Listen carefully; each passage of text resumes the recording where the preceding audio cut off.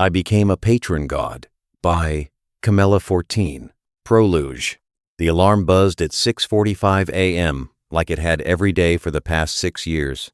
Joshua Steele groaned, slapped it silent with the grace of a dying walrus, and blinked at the ceiling with the expression of a man who had once dreamed of becoming something cool like an astronaut or a novelist, but somehow ended up in payroll services. Princess, his golden retriever, yawned at the foot of the bed and thumped her tail lazily. At least someone looked forward to mornings. "Morning, Your Majesty," Josh muttered, stretching until his spine protested. "How did we sleep?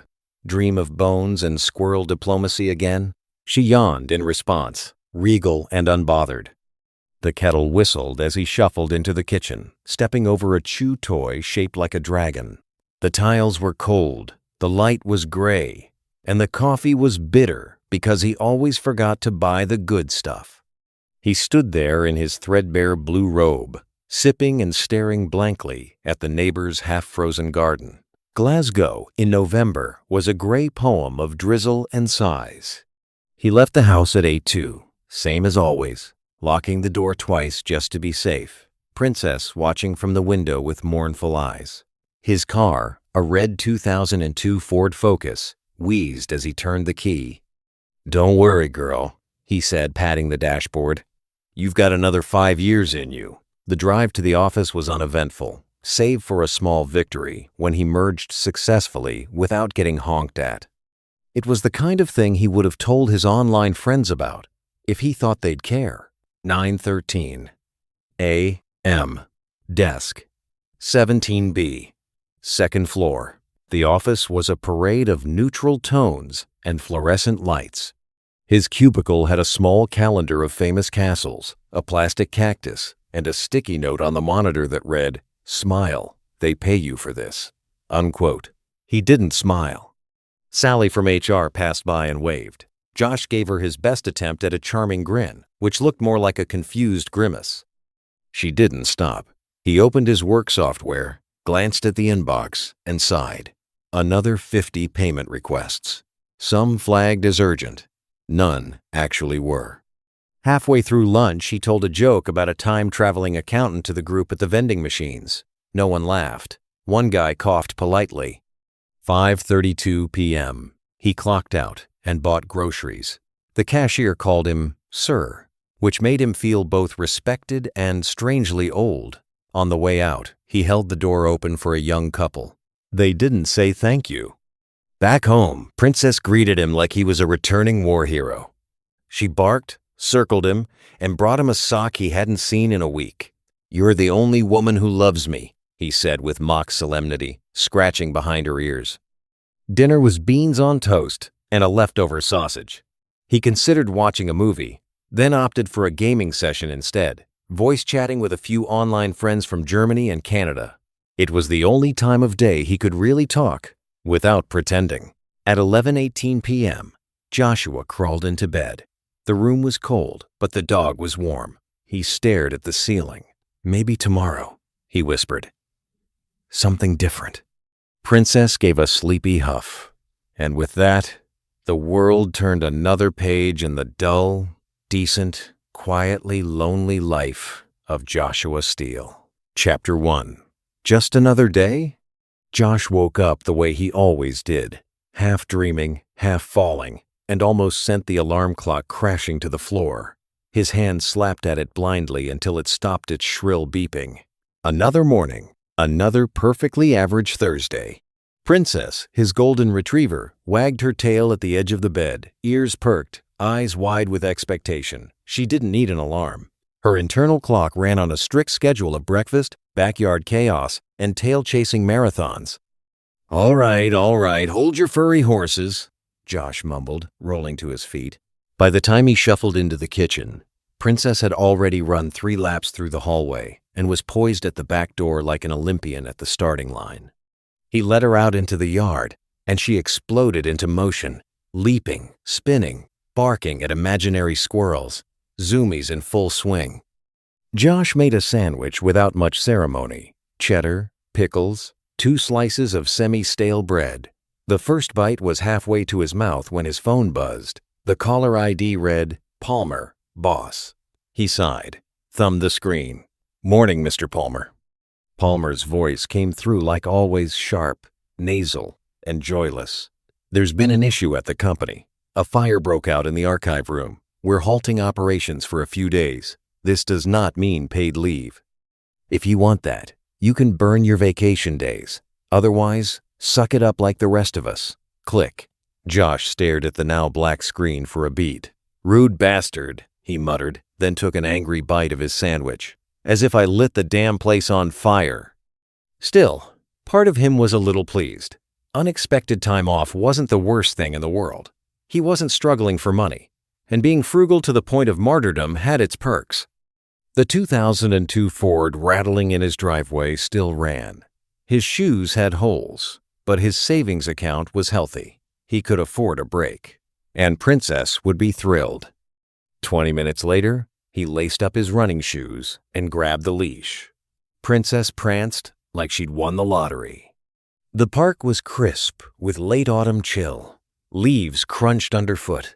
Princess ran wide, looping circles of golden joy, while Josh kept a steady, if slightly wheezy, pace.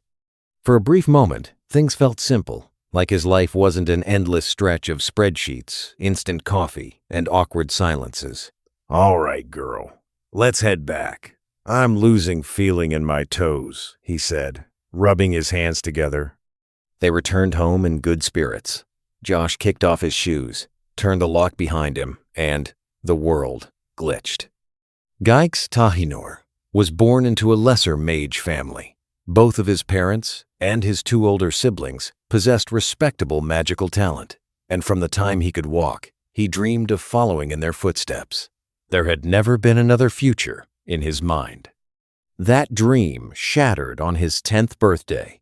The family gathered as the crystal used to measure magical affinity was placed before him. His siblings had watched theirs glow with gentle colors years before. His parents had expected at least one element. Instead, nothing happened. The elder overseeing the ceremony frowned and repeated the test twice more before quietly announcing the result. 0. The word struck like a bucket of ice water. Geix had always been a thin, bookish child who preferred dusty libraries over training yards.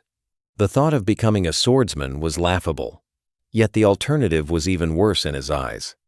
To abandon magic entirely, to become a common laborer, or heaven forbid spend his life tilling fields, made him bite his lip until he tasted blood. 11 years had passed since that day. He had long since accepted that he would never cast magic as a wizard. Yet acceptance was not surrender. After years of searching, he had concluded there was only one remaining path: become a warlock. Warlocks were an odd breed. Some were brilliant scholars, others cheerful lunatics, and many deserved every terrifying story told about them. Their power did not come from years of study, but from patrons, immensely powerful beings willing to lend fragments of their strength. The nature of those patrons varied wildly. Ancient fae offered power wrapped in impossible bargains. Eldritch entities granted terrifying gifts, while slowly reshaping the minds and bodies of those foolish enough to accept them. Even divine beings could become patrons, though they were every bit as demanding as the rest. The problem was that patrons were notoriously selective, or rather, the better ones were. The eldritch horrors and many of the fae welcomed almost anyone willing to bargain, but the price was always the same. Sooner or later, their warlocks ceased to be themselves, twisted into reflections of their patrons' incomprehensible desires. Geix wanted magic more than anything. He simply wasn't willing to lose himself to obtain it, so he worked. Every copper earned from unloading wagons, copying ledgers, carrying supplies, cleaning workshops, and dozens of other odd jobs disappeared into a small lockbox hidden beneath his bed. Whenever he had enough money, he traveled to another town or city, searching every library willing to let him inside. 7 libraries later, in the forgotten corner of a monastery's library, he found a book that looked as though it should have crumbled into dust centuries ago. Its leather cover had rotted away, its pages were yellow with age, and countless holes showed where moths had feasted upon it over the decades. Yet within those fragile pages was a chapter dedicated to nearly forgotten patron gods. Most had vanished from history entirely. One entry, however, caught his attention. Unlike the others, this patron demanded neither blood nor souls, nor impossible acts of devotion. The surviving text simply mentioned worldly offerings and sincere prayer. It was faded and hard to read, but it was enough to awaken hope. Carefully, Geix copied the damaged page before returning the ancient tome to its shelf. Now, several weeks later, he knelt before a crude stone altar he had carved himself deep within an abandoned quarry. Chiseling it from solid rock had taken considerably longer than he cared to admit, and his hands still bore faint scars from the effort. 1/2 liter of basiliscus blood in a crystal flask, 5 heart rubies, which was cost 90% of his savings, and a rare golden beetle wing. Geix swallowed nervously before unfolding the copied page. The ink had faded so badly that entire sections were little more than stains. Even the patron's name had suffered the worst of it. J.O.S.? He squinted harder. Several letters had dissolved into meaningless smears. I'll have to guess. He let out a long, anxious sigh. Well, he muttered to himself, at this point, I'm mostly just winging it. In front of Joshua, a shimmer of light unfolded in the air before him like a blooming scroll. No sound, no warning, just presence. A window appeared, as if summoned from a video game. On the left side, golden text, elegant and glowing. On the right, a flickering live image like a recording, or worse, a call. Josh stared. Congratulations. You have become the patron of a warlock. You are now approved to grant your power and blessings into his world. Hasson Warlock, Geix Tahinor. On the screen, a shaggy, scarred young man knelt before a crude altar of stone. A skull lay upside down atop the platform. In it, a vial filled with blood, glittering gems, and something that looked disturbingly like a severed insect wing. Josh could hear the young man's voice as if he were in the same room. Mighty Lord, hear me. Grant me thy power, and I shall offer sacrifice in thy name. Josh blinked. I think this is a mistake, he blurted out without thinking. Another window popped up. Clean, chirpy font. Apologies, patron. As your level is currently 1, you may only grant blessings via the menu. Voice transmission unlocks at level 5. Thank you for your service. I need a drink, Josh muttered. Despite his better judgment, curiosity, and a twinge of adrenaline led him to pull open the glowing menu. A small icon blinked. Offer sacrifice. He rifled through his hallroom drawer, a nearly empty box of matchsticks, and a AAA battery. He pushed the items toward the flashing slot on the screen, and with a shimmer of light, they vanished. On the other side of the connection, the warlock's eyes widened. He grinned, revealing far too many teeth.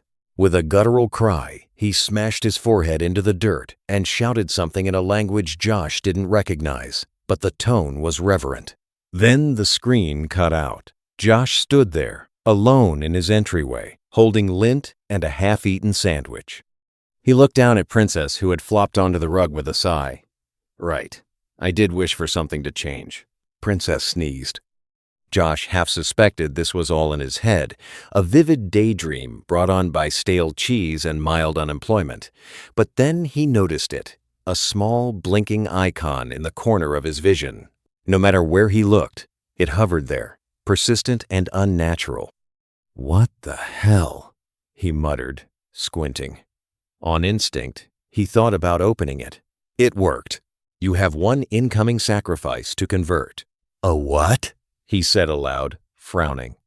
He tapped the message, and it expanded into a glowing list. Received. 0.5 liters of basiliscus blood. 5 heart rubies. 1 golden beetle wing. Convert to earthly value? Yes? No? Josh blinked. Convert? He barely finished the word when the window shimmered. The listed items burst into motes of golden light, and a moment later, thud. 5 enormous stacks of 50-pound notes slammed onto his kitchen table with a satisfying weight. Neat, rectangular, and very, very real. The sheer sound of it startled Princess, who let out a surprised bark. Josh's eyes nearly popped out of his head. Bloody hell. He lunged forward, grabbing one of the stacks with both hands. The notes were thick, crisp, and unmistakably authentic. He peeled one off, held it to the light, then opened a bundle at random. Everything checked out: holograms, watermarks, the Queen's disapproving glare. It was all real. Half a year's wages, sitting right there in cash. He grinned like a lunatic. "Well, screw being frugal," he laughed, tossing a note in the air like a game show winner. "Princess, today you're getting the finest dog chow fit for royalty." Princess barked again, tail thumping excitedly on the floor. She didn't understand a word, but her human was happy, and that was all that mattered. Geist Tahinor knelt in the dimply lit quarry. "Mighty Lord, hear me," he called, lifting his hands to the cloudy heavens. "Grant me thy power, and I shall offer sacrifice in thy name." The silence that followed was deafening. Was the carved name wrong? Did he fail? He stared at the altar, heart sinking. Perhaps the sacrifice had been too small. Or perhaps he was, once again, simply not good enough. Then, just as he began to lower his arms in defeat, a golden window shimmered into view before his eyes. "Congratulations! You have successfully made a pact with your new patron, Joshua Steele. Granted boons: Fire Spear, Electric Shock." Gates blinked. Joshua Steele. His scar he got along the right side of his face, in a jog gone wrong, twitched. He glanced back at the book. The name inscribed within was more like Joshu Astrel. That was not even close. Still, power surged through his veins. Real, tangible magic. It was a feeling he could never imagine. The spells filled his mind like old memories returning. Fire Spear, Electric Shock. Spells most novices wouldn't touch for years. Also, what was that weird window? He never heard nor read about this kind of a communication with a patron god. Still, he didn't question it. He didn't dare.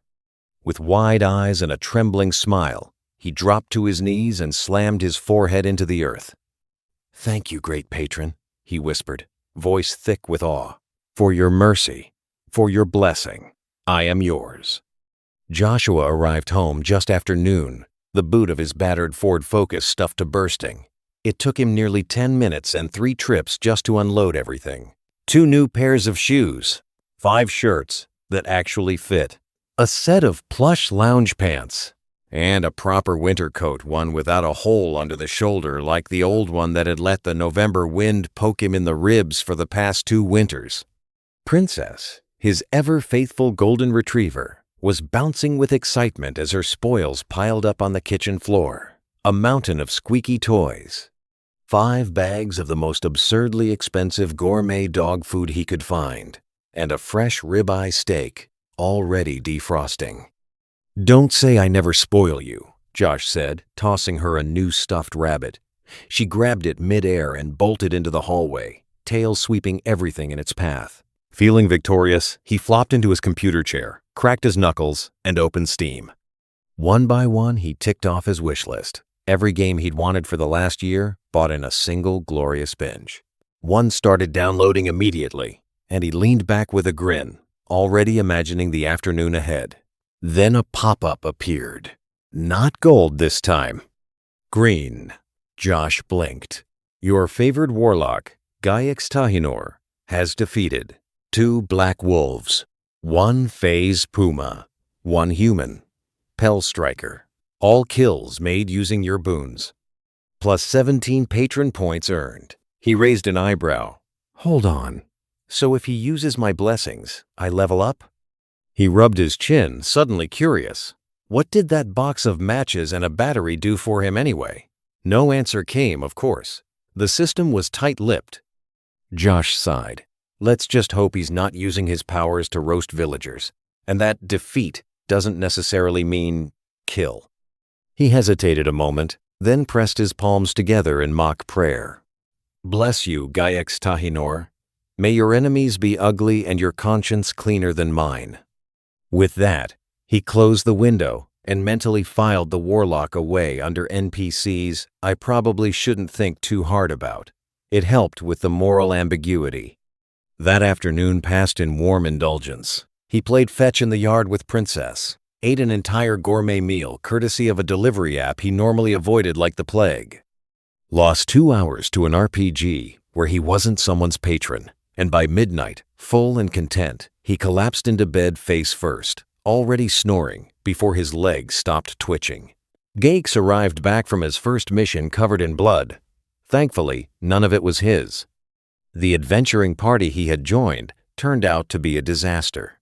A young noble, eager to play the hero, had ignored every warning, while another member had secretly been waiting for the perfect opportunity to murder him. When neither the wolf pack nor the elite puma managed to finish the noble off, the assassin finally made his move, driving a dagger toward the boy's back. Only the party's shield bearer, who had remained close to his charge, managed to intercept the strike in time. The assassin was frighteningly powerful, which raised the obvious question of why he had waited until now. The answer quickly became clear. The battle with the monsters had left the rest of the party exhausted, their no reserves nearly depleted.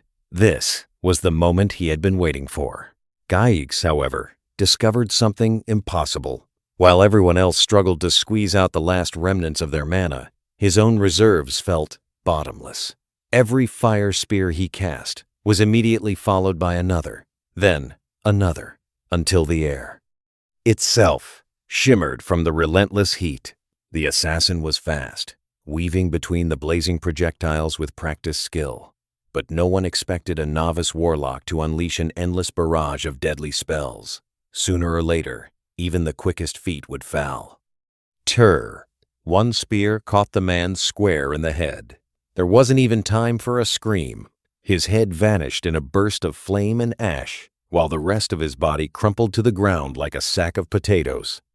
The reward Gaex received for saving the noble was generous. He needed every coin of it. Although the magic itself never burned him, repeatedly conjuring fire spears had taken its toll. The scorching air surrounding each spell had baked the moisture from his skin. By the time he returned home, the palms of Credi, his hands were painfully dry and cracked, feeling less like skin and more like the parched earth of a desert.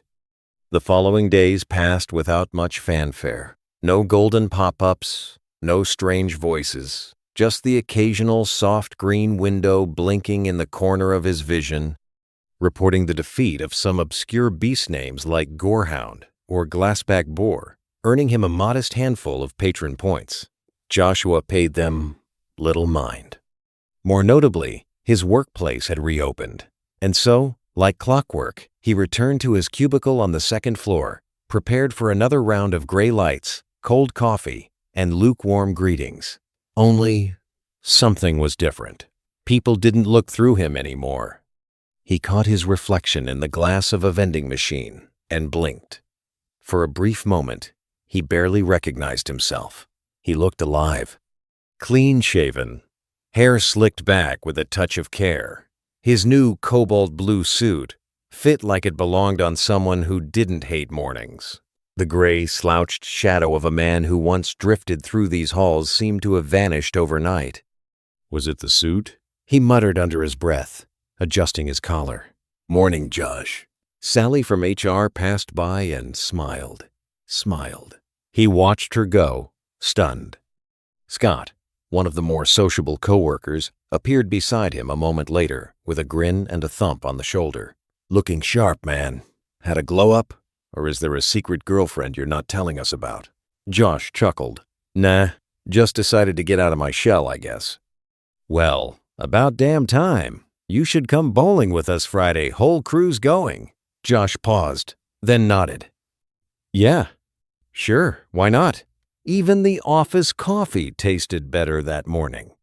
Later, at home, he pulled on his favorite hoodie and joggers, cranked the thermostat a little, and sank into the couch with a sigh. "Nice," he muttered, scratching Princess behind the ears as she flopped across his lap with a happy groan. The glow-up wasn't just on the outside. He felt it too. Also, he had a strange warm energy in himself, almost nudging him to be more active.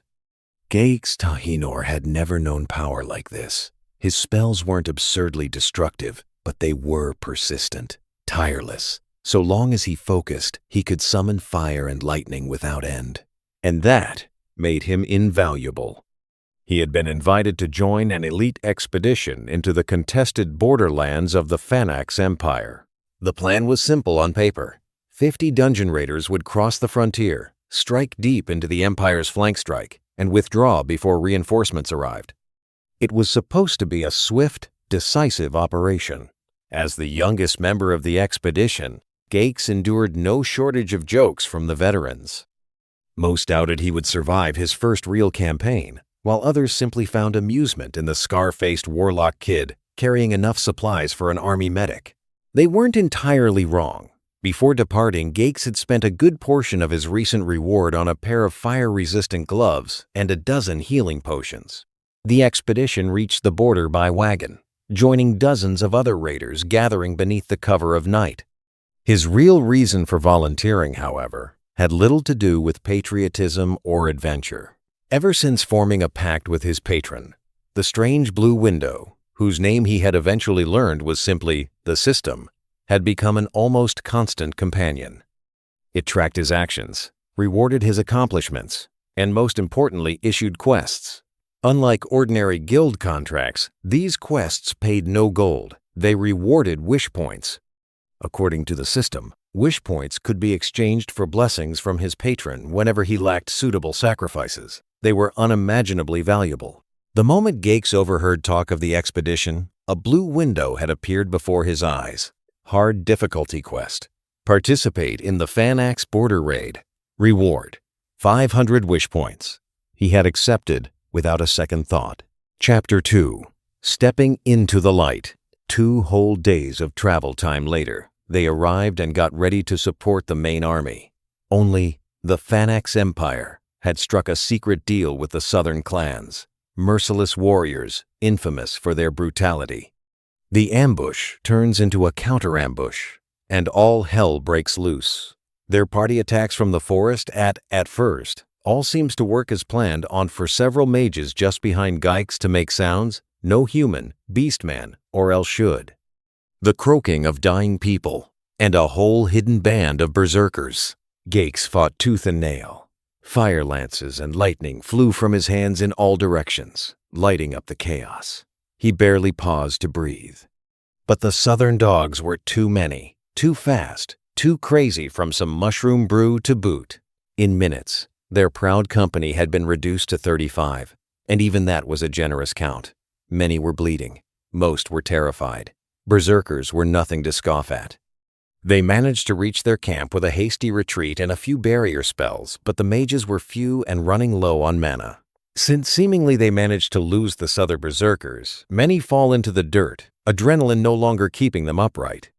"Let me help with that," Gaix muttered, taking up a bundle of bandages and potions. He moved from man to man, wrapping wounds with shaky fingers or handing out potions to severely wounded. There was only a 5-minute of quiet when night raid. A warning shout ripped through the camp. A flare spell arced into the sky, lighting the forest with a cold blue glow and revealing the horror waiting in the trees. They were surrounded, outnumbered 4 to 1. No clear path for retreat.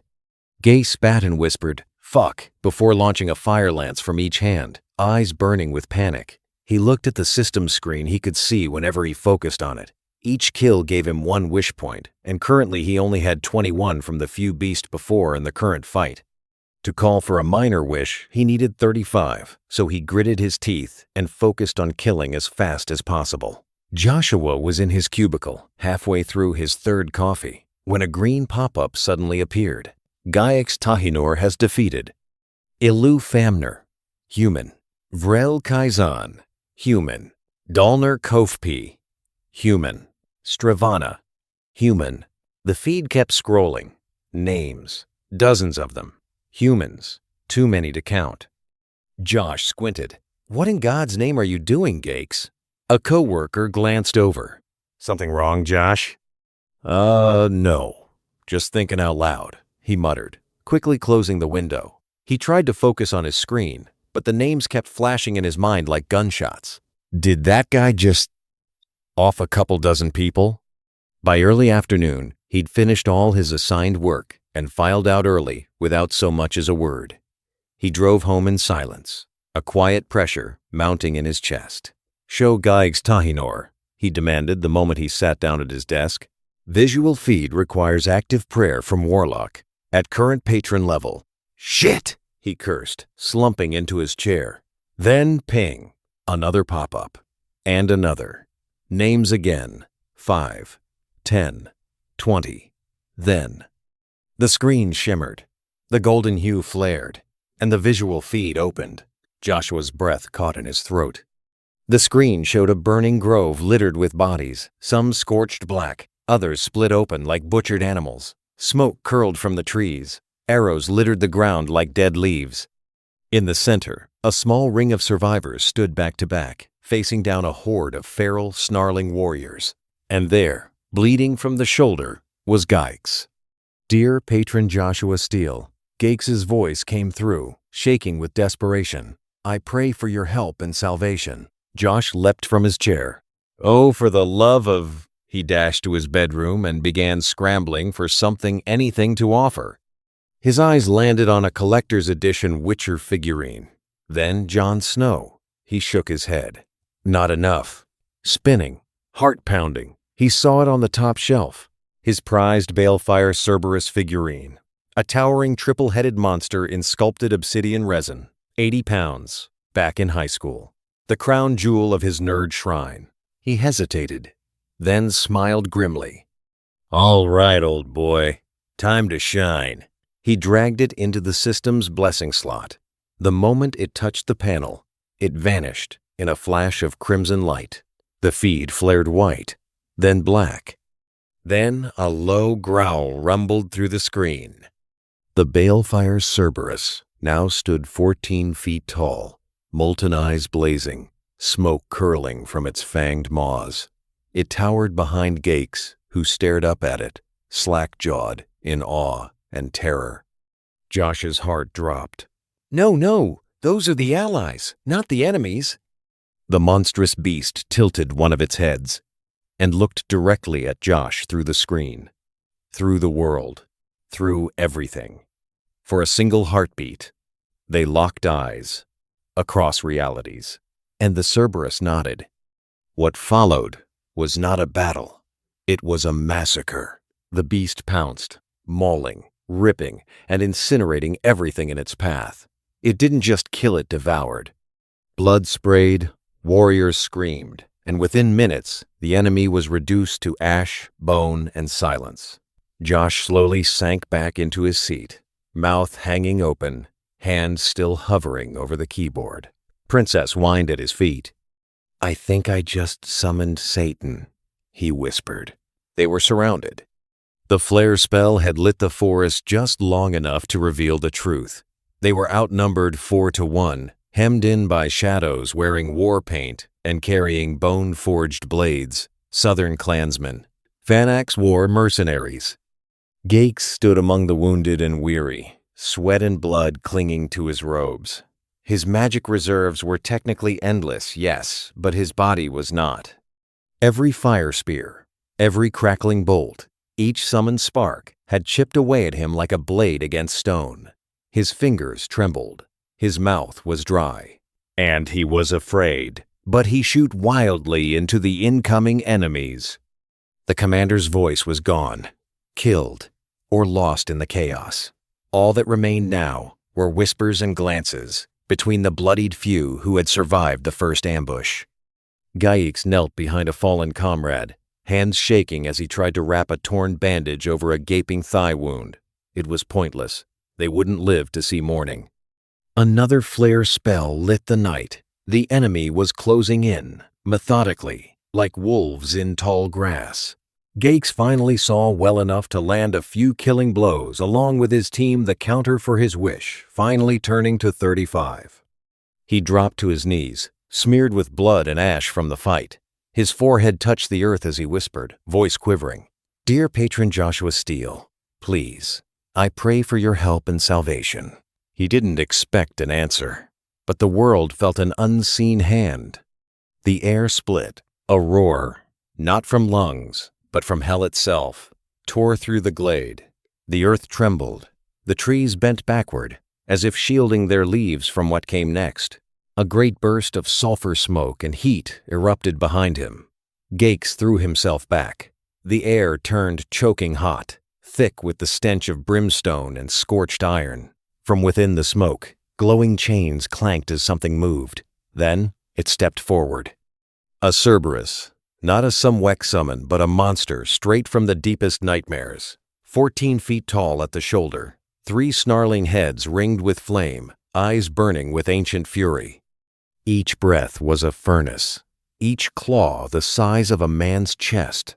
Chains still hung from its necks, glowing red as if freshly forged. The ground sizzled beneath its paws. Gaix fell onto his elbows, staring up, paralyzed by awe. The beast lowered one of its heads, the central one, massive and black-scaled, and looked directly at him. It was hungry. Gaix whimpered. I was the one who called for help. Then, impossibly, the beast looked up, toward the sky. Or, no, not the sky, toward something else. Something unseen. It paused and nodded. Then it leapt, over Gaix, over the terrified survivors, and directly into the enemy lines. The sound it made when it landed was not a roar, it was a declaration. What followed was not a fight, it was carnage. The Southern warriors screamed as they scattered, but the Cerberus was too fast. Flame erupted with every bite. It tore through armor like parchment. Bones snapped, flesh burned. Claws raked across the ground, sending bodies flying. Gaix watched in stunned silence as men he had feared moments ago were reduced to ash, gore, and shattered steel. Some tried to flee. None succeeded. One of the beast's heads caught a fleeing spellcaster and swallowed him whole. It ate them, all of them. By the time the smoke began to clear, the glade was silent, but for the low growl of the Cerberus, standing alone amidst its feast. Flames still licked its legs. The chains steamed with heat. Blood coated its 3 jaws. And then it turned back toward Gaix. He didn't know what to say. He could barely breathe, so he fell to both knees. "Thank you," he whispered. The Cerberus lifted its heads and let out one final, bone-shaking howl. The sound echoed through the ruined forest, silencing the wind itself. Then, in a burst of flame and radiant light, the beast dissolved its massive form, scattering into glowing embers that floated briefly on the air before fading into the dark. "By the 8 divine," murmured Lily Wargave, one of Gaix's comrades who collapsed beside him, her face pale, her chest rising and falling with ragged breath. "Your patron just saved our arses." "Yeah, he did," Gaix replied, still staring at the scorched battlefield, eyes distant. He summoned his system window and saw the notice. Minor blessing had been granted. 35 wish points consumed. He let out a dry chuckle. Minor? Captain Horatio, who shockingly survived the fight, stepped forward, his face smeared with blood and disbelief. He extended a trembling hand and pulled Gaix to his feet. "I've seen warlocks summon horrors. I've seen men channel madness," the captain said. "But that wasn't wicked. That was something else." He tried to laugh, but it came out more like a gasp. "Too bad the puppy had to vanish. We could have used him." Gaix managed a small smile. "Let's just be grateful we're still breathing."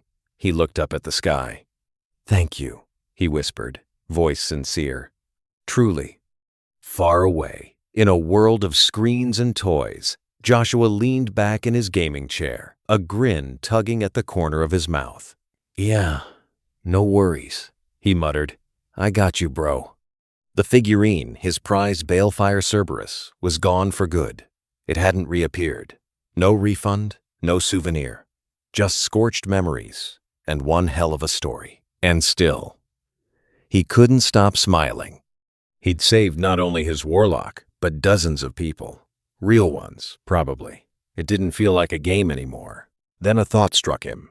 If his previous junk gave Gaiax fire and lightning spells, what would a healing item do? He spun in his chair and began digging through his drawers.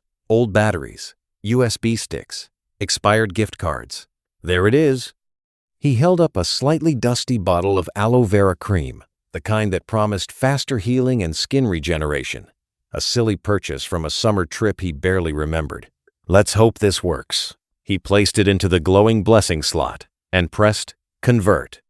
A soft green shimmer enveloped the cream, and the screen flashed briefly before cutting to Gaig's stunned face. The warlock blinked at something off-screen, and then smiled. In the fading prayer feed, Joshua caught one last glimpse of Gaiax sprinting across the camp, hands aglow with healing energy as he knelt beside the wounded. The connection ended. Joshua sat back, chest warm, heart steady. Not bad for a guy with a desk job and a dog named Princess. 2 days had passed since the forest burned. The survivors of the doomed raid group, now a celebrated strike force, rode weary but proud through the gates of the Eastern War Camp. The banners of the Kingdom of Vancott fluttered above the tents. Trumpets sounded as they passed, though the notes were uncertain, unsure whether to honor heroes or welcome back ghosts. Gaig's Tahinor adjusted his cloak as he walked beside Captain Horatio. He still limped slightly, but most of his injuries had healed thanks to, well, himself. Or rather, his patron. The lesser healing magic he'd discovered was still being passed from mouth to mouth like some kind of battlefield legend. Behind them, Lily Wargave was laughing with 2 of the younger scouts, her arm now in a proper sling. A few others walked quietly, heads lowered, haunted eyes occasionally flicking back toward the horizon as if afraid the Fanax might rise from the earth again. They didn't talk about the corpses. Not yet. The command tent was flanked by golden-armored guards, each one a wall of muscle and discipline. Inside stood the 3rd Prince of Vancott, Lord Perrin del Vancott. He was tall, sharp-eyed, and his left pauldron bore a deep dent with black scorch marks around the edge. He'd fought. That much was clear. Gaiax swallowed hard. The prince stepped forward, nodding to Horatio before addressing the group directly. "You held the line," he said, his voice calm but carrying. "We feared you all dead, and yet you routed the Fanax ambush and crippled their advance. Because of that, the contested territory is ours. You turned the tide." A moment passed. Then he smiled. "Your bonuses will reflect that." Murmurs passed through the strike team, tired, grateful, still not quite believing. As the formalities ended and soldiers began to drift out into the camp, the surviving group huddled near a fire pit just outside the mess tent. Gaig sat quietly, still sore, still unsure how to explain what had happened. The others weren't sure either. "All right," muttered one of the scouts, rubbing his temples. "How exactly are we explaining the giant 3-headed fire dog god to command without sounding like lunatics?" "Simple," Lily replied, still grinning. "We lie." "Lie?" Gaiax frowned. "Well, soften it," she said. "You say divine intervention, and everyone nods. You say a fire-breathing hellhound the size of a house looked into the soul of the universe and nodded at something none of us could see, and suddenly you're flagged for mental evaluation." "Good point," another soldier added. "I say we stick with, our warlock's patron sent a celestial guardian in our hour of need. Period." "Agreed," Horatio muttered. "Keep it vague. Let the nobles argue over what it was. We just owe our lives to Gaix." The group went quiet. Then, slowly, Horatio stood and extended a hand toward Gaix. 50%, he said. Gaiax blinked. "What?" 50% of our bonus, Horatio repeated. "You get it. Without you and your patron, we'd be bones on a scorched field." That's not necessary," Gaix said, startled. "Yes, it is," Lily interjected, pointing at him with her good arm. "You gave everything you had, and then your god gave more. Without you, we don't make it out of that hell. One by one, the others nodded.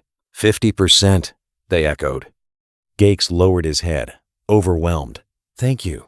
I'll use it well.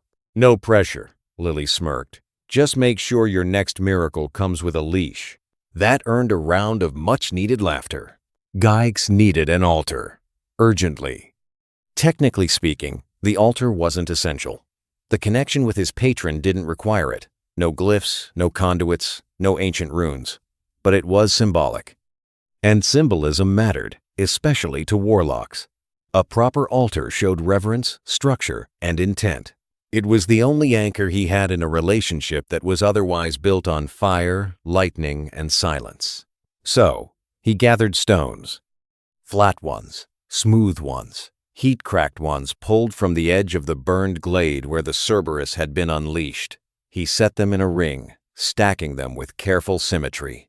It wasn't ornate, just functional. A little rough, perhaps, but honest. His fingers bled from one jagged edge, but he didn't complain. He wiped the sweat from his brow, then sat cross-legged in front of the new altar, breath steady but mind racing. What do I even offer him? That was the problem. Patrons didn't grant blessings freely. Everyone knew that. Whether it was an ancient forest spirit or a screaming god from beyond the stars, there was always a price. Geix had survived twice now without paying that price, and it made him uneasy. That last healing spell, that was a bonus, something unheard of among warlocks as much as he learned in his search. He wanted to give something back. But what exactly did a patron like Joshua Steele desire? The name alone was strange. It bore none of the usual weight or grandeur.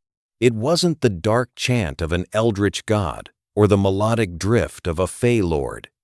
It sounded almost mortal, tangible. And yet, the gifts had been undeniable. His magic screen shimmered faintly as he summoned it to life. The runes hovered in the air, tidy and clear, as if someone had updated the interface overnight. Blessings available: Fire Spear, Electric Shock, Cleanse Wound.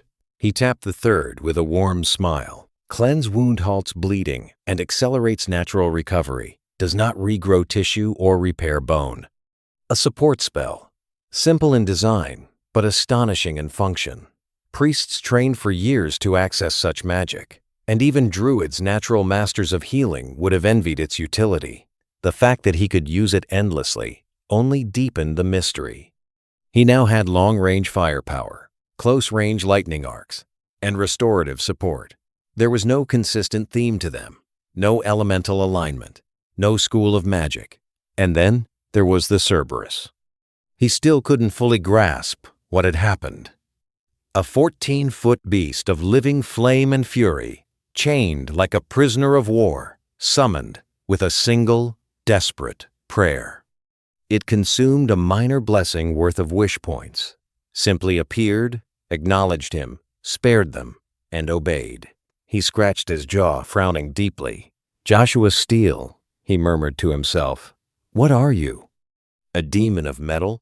A god of structure? Or perhaps a construct spirit? Something born of steel and discipline? Even his blessings felt sharp, measured, mechanical. Not to mention the weird blue window. The so-called system window was likely one of this deity's creation. He turned the ideas over in his head but found no answers. Eventually, he sighed and looked down at the small pouch at his side. Gold. He had more coin now than he'd ever dreamed of. His share of the Strike Force's reward had been generous even before the others offered him their portions. He was wealthier than any back-alley hedge mage in the city. It wasn't enchanted, wasn't rare, just gleaming, warm, and universally valued. It was as good a starting point as any. He placed a small handful, maybe 20 sovereigns, at the center of the stone ring. They gleamed faintly in the sunlight, their stamped faces catching the air with a low metallic sheen. If gold is meaningless to you, he whispered, show me, and I'll find something better. I just want to honor our bond. He exhaled slowly, placed his hand over the coins, and whispered the phrase that had become second nature. Patron, I offer. Joshua Steele was dead to the world. Sprawled diagonally across his bed, half covered by a crooked blanket, he snored softly into his pillow while Princess occupied the far side, belly up and twitching in a dream. The soft glow of a magical window hovered a few inches above his head, casting a faint ethereal light across the room. Incoming prayer from Gaix Tahinor. Category: Offering and Petition. The system waited and waited. For 10 whole minutes, Josh rolled over, muttered something incoherent, and pulled the blanket over his head, entirely oblivious to the glowing divine alert above him. Eventually, the window blinked once and disappeared. Back in the realm of Vankot, beneath the smoke-stained sky of the borderlands, Gaix knelt in silence. He prayed and waited. Then he added another handful of gold coins to the growing pile at the center of his new altar. Simple, honest offerings, gleaming faintly in the moonlight. Still, nothing. Figures, he muttered, rising to his feet with a sigh. Gold must be too mundane for a being like him. He dusted off his knees and glanced at the cracked stone ring that marked the edge of the old battlefield. There had been power here once. Now it was quiet. I'll try again tomorrow. He walked back toward the camp, boots crunching in the gravel. The night was cool, the stars distant, and the warmth from the fire pits was already fading. When he arrived, he took a detour toward the merchant stalls, which were beginning to close for the night. Rather than carving a new altar by hand, he opted for something simpler, a brass ritual bowl, polished and raised on 3 clawed legs.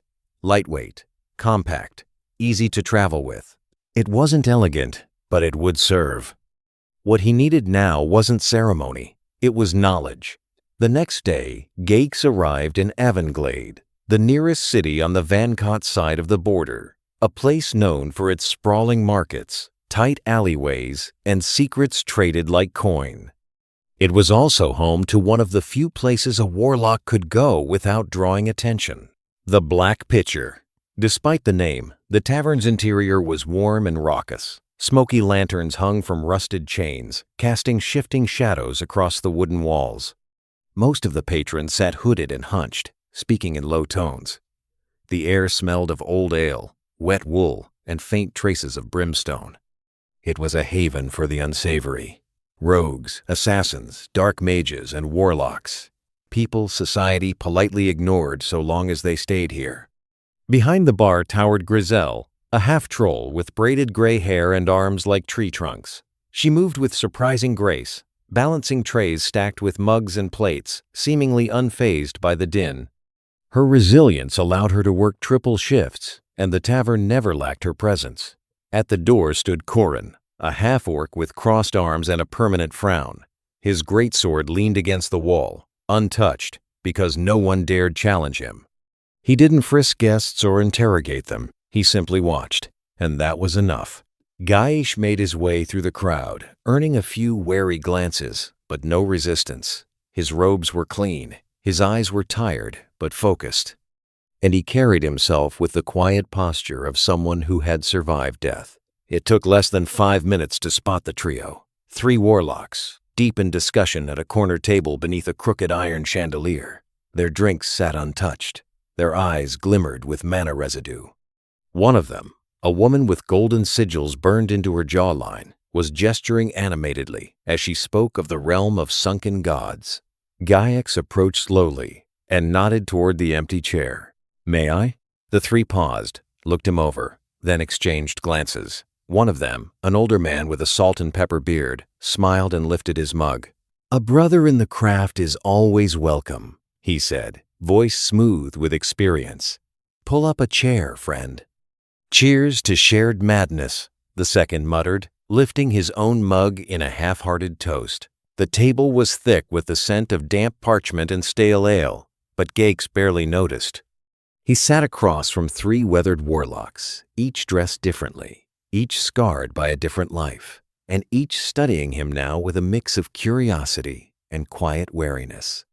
It was Pills who spoke first, the oldest of the trio, with skin like cracked vellum and a beard that shifted from gray to white and back depending on the candlelight. He squinted at Gaix with clouded eyes.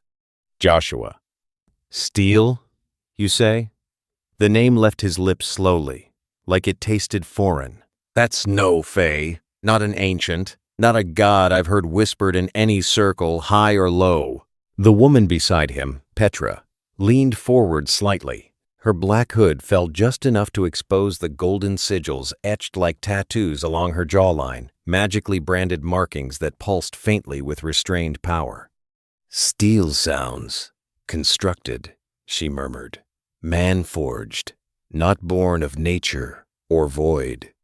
But your blessings fire, lightning, and wound cleansing, those aren't minor. They're structured, refined, purposeful. This is no petty spirit.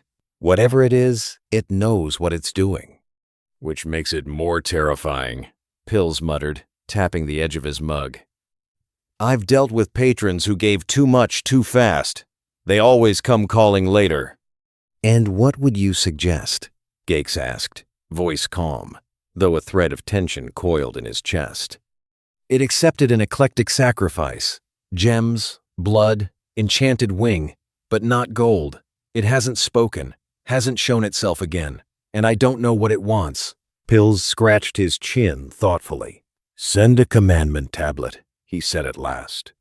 Blank. Let it imprint what it wills. Many divine patrons do it when a follower reaches deeper into the pact. Even if it doesn't respond in writing, the gesture may provoke a reaction. Gaix nodded slowly. Or, Petra interrupted, raising a slim finger, you're overcomplicating it. The blessings speak for themselves, knowledge and order, precision. You're not wielding wild magic, you're invoking systems. Offer it a magic tome, something structured, annotated, full of logic and arcana. If it accepts, then you'll know it's a god of understanding, not chaos. Across from them, the third warlock, Kanktar, finally stopped stirring his drink with his dagger and grinned. You're all being too poetic, he said, voice clipped and sharp with a slight tremble. His hair stood up in wild tufts, and one of his eyes twitched every few moments like a faulty enchantment. You want power? Feed it power. Monster parts. The more dangerous, the better. You've already summoned something that eats people. Just keep feeding it apex meat and see what happens. Petra rolled her eyes. Pills let out a weary grunt. Gaix, for his part, tried not to grimace. Right, he muttered. 3 suggestions, 3 different directions, but at least I'm not at square one anymore. He thanked them politely, paid a round for the trio, and left the black pitcher with a lot more to think about than when he arrived. Chapter 3. Real Contact and Life. The next morning, Gaix found a craftsman near the temple district, someone used to working with ceremonial items for priests and nobles. After some careful phrasing and a few extra silver pieces to keep the commission quiet, Gaix walked away with a beautiful black stone tablet, framed in rich mahogany. It was blank, smooth, and heavy with potential. To hedge his bets, he also purchased a monster core, a fist-sized crimson orb torn from a young earth drake. Not the rarest find, but still expensive, potent, and volatile enough to matter. He searched the city for a suitable spot.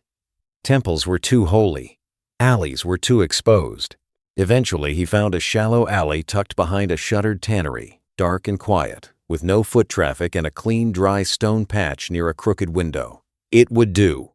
He knelt, placed the black tablet and the monster core side by side within his brass altar bowl, and bowed his head. Great Patron Joshua Steele, he whispered, I seek your will. I offer this my curiosity, my loyalty, and this vessel for your voice. If you would command, I will obey. Silence. Only the faint rustle of the city wind and the distant clatter of carts. Then, flash. Both the tablet and the core vanished, dissolved into tendrils of soft golden light. Gaix exhaled slowly. No voice, no sign. But still, he smiled. It was an answer, and that was enough. It was mid-Saturday breakfast when he finally checked the green window that he avoided last day, as he was not sure if he was ready to see how many people was killed by Gaix and his Cerberus. He squinted at it, half chewing. Warlock Gaix Tahinor has completed the following. Raid contribution, plus 312 points. Combat kills. Support. Plus 197 points. Summoned Guardian. Cerberus. Plus 355 points. Total patron points earned. 864. Level up. Level up. You have reached Patron Level 3. New option unlocked. Peer. You may now observe the other world through the eyes of small critters and/or your favored warlocks. Yeah, kind of expected this, Josh mumbled, tossing another triangle of toast into his mouth. He leaned back, scratching Princess behind the ears while she happily chomped on her own breakfast beside him. Truth be told, he'd barely spent a third of the money he'd gained from that first draconic mess of an offering. He didn't need Geiks, but, well, it was nice having someone on the other side. The scar-faced young warlock had grown on him, awkwardly formal, ridiculously dramatic, but determined and genuinely devoted, somewhere between a role-playing partner and a pen pal with fire spears. As he rinsed off his plate and dropped it in the drying rack, another notification popped. Incoming prayer. Gaiex Tahinor. Visual and audio active. View offering. He's praying again? Josh wiped his hands, leaned over the counter, and tapped the translucent icon. Gaiex's voice came through the moment he opened the feed. Great patron Joshua Steele, the warlock intoned with grave sincerity. I seek your will. I offer this my curiosity, my loyalty, and this vessel for your voice. If you would command, I will obey. Joshua blinked. Dramatic much? He muttered with a grin, mostly to himself. The offering items materialized instantly on the kitchen counter. First, a solid black marble tablet, framed in rich mahogany heavy, polished, and honestly quite beautiful. The kind of object you'd expect in a museum display. Then, hovering above the fruit bowl, came a glowing red orb, warm and pulsing faintly with menace. Josh leaned in and winced. It smelled faintly like dried blood and burnt ozone. All right, not touching that with bare hands. He grabbed a pair of winter gloves from the entryway, lifted the orb carefully, and placed it into the now fruitless fruit bowl. This time, no conversion, he told the system aloud. Let's actually give him something to work with. The black surface was pristine, begging to be written on. He wandered into the garage and rummaged through the old junk drawer until he found a stick of chalk, mostly intact. Back at the kitchen table, he paused, thinking for a long moment before carefully writing, 1. Do not hurt the innocent. 2. Do not abuse power to rule over others. 3. Try not to kill humanoids unless necessary. Only kill as a last resort. 4. Offerings should consist of gems or rare items. There, he said, nodding at his handiwork. Rules of engagement and shopping suggestions. A beat passed, and Josh smiled. If he was supposed to give out rules, then being a good person would be enough. I hope he can read English, though. He turned to the orb. The glowing core pulsed gently, like a patient heart. The system had labeled it a monster core from a young drake, which sounded both terrifying and awesome. A mix of caution and excitement swirled in his chest. Joshua bit his lip. The idea that came to his mind was absurd, but wasn't he given a godlike role? He was not too proud, but he did try to use magic, and of course, nothing happened, but he walked to the display shelf and pulled down one of his favorite collector's items, a Silk Song dragon figurine, hand-painted, elegantly posed in mid-flight. Or crazy, he added. But here we go. He touched the orb to the figurine. They dissolved instantly, converted into light, swallowed by the system with a hum of arcane satisfaction. A second later, something plopped into his hands. An egg. Roughly the size of an ostrich egg, smooth and warm to the touch. Its surface shimmered with a pearlescent sheen that rippled like northern lights trapped in glass. Josh held his breath, staring. This is sick, he whispered, unable to stop grinning, his hand shaking from excitement. Then he realized what he had done. If this really was a dragon egg, well, that's tomorrow Josh's problem. He carefully carried it over to the corner of the living room where an old desk lamp sat unused. Flicking it on, he draped a thick scarf around the base, fashioning an impromptu nest. Princess patted over, ears perked, and nose twitching. Josh wagged a finger at her. No touch.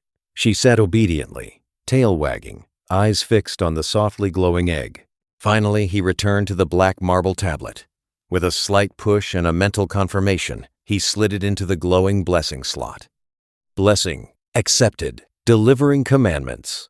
The tablet vanished in a swirl of gold. Josh leaned back in his chair, arms folded behind his head, the grin still plastered across his face. Yeah, this is way better than going bowling with the boys. The black tablet arrived without fanfare. One moment the ritual bowl was empty. The next, the weight of something divine settled into it like a stone in water. Gake stared at the tablet for a full 10 seconds before he even dared to breathe. It was perfectly intact. The polished marble glistened beneath the low light of his rented room.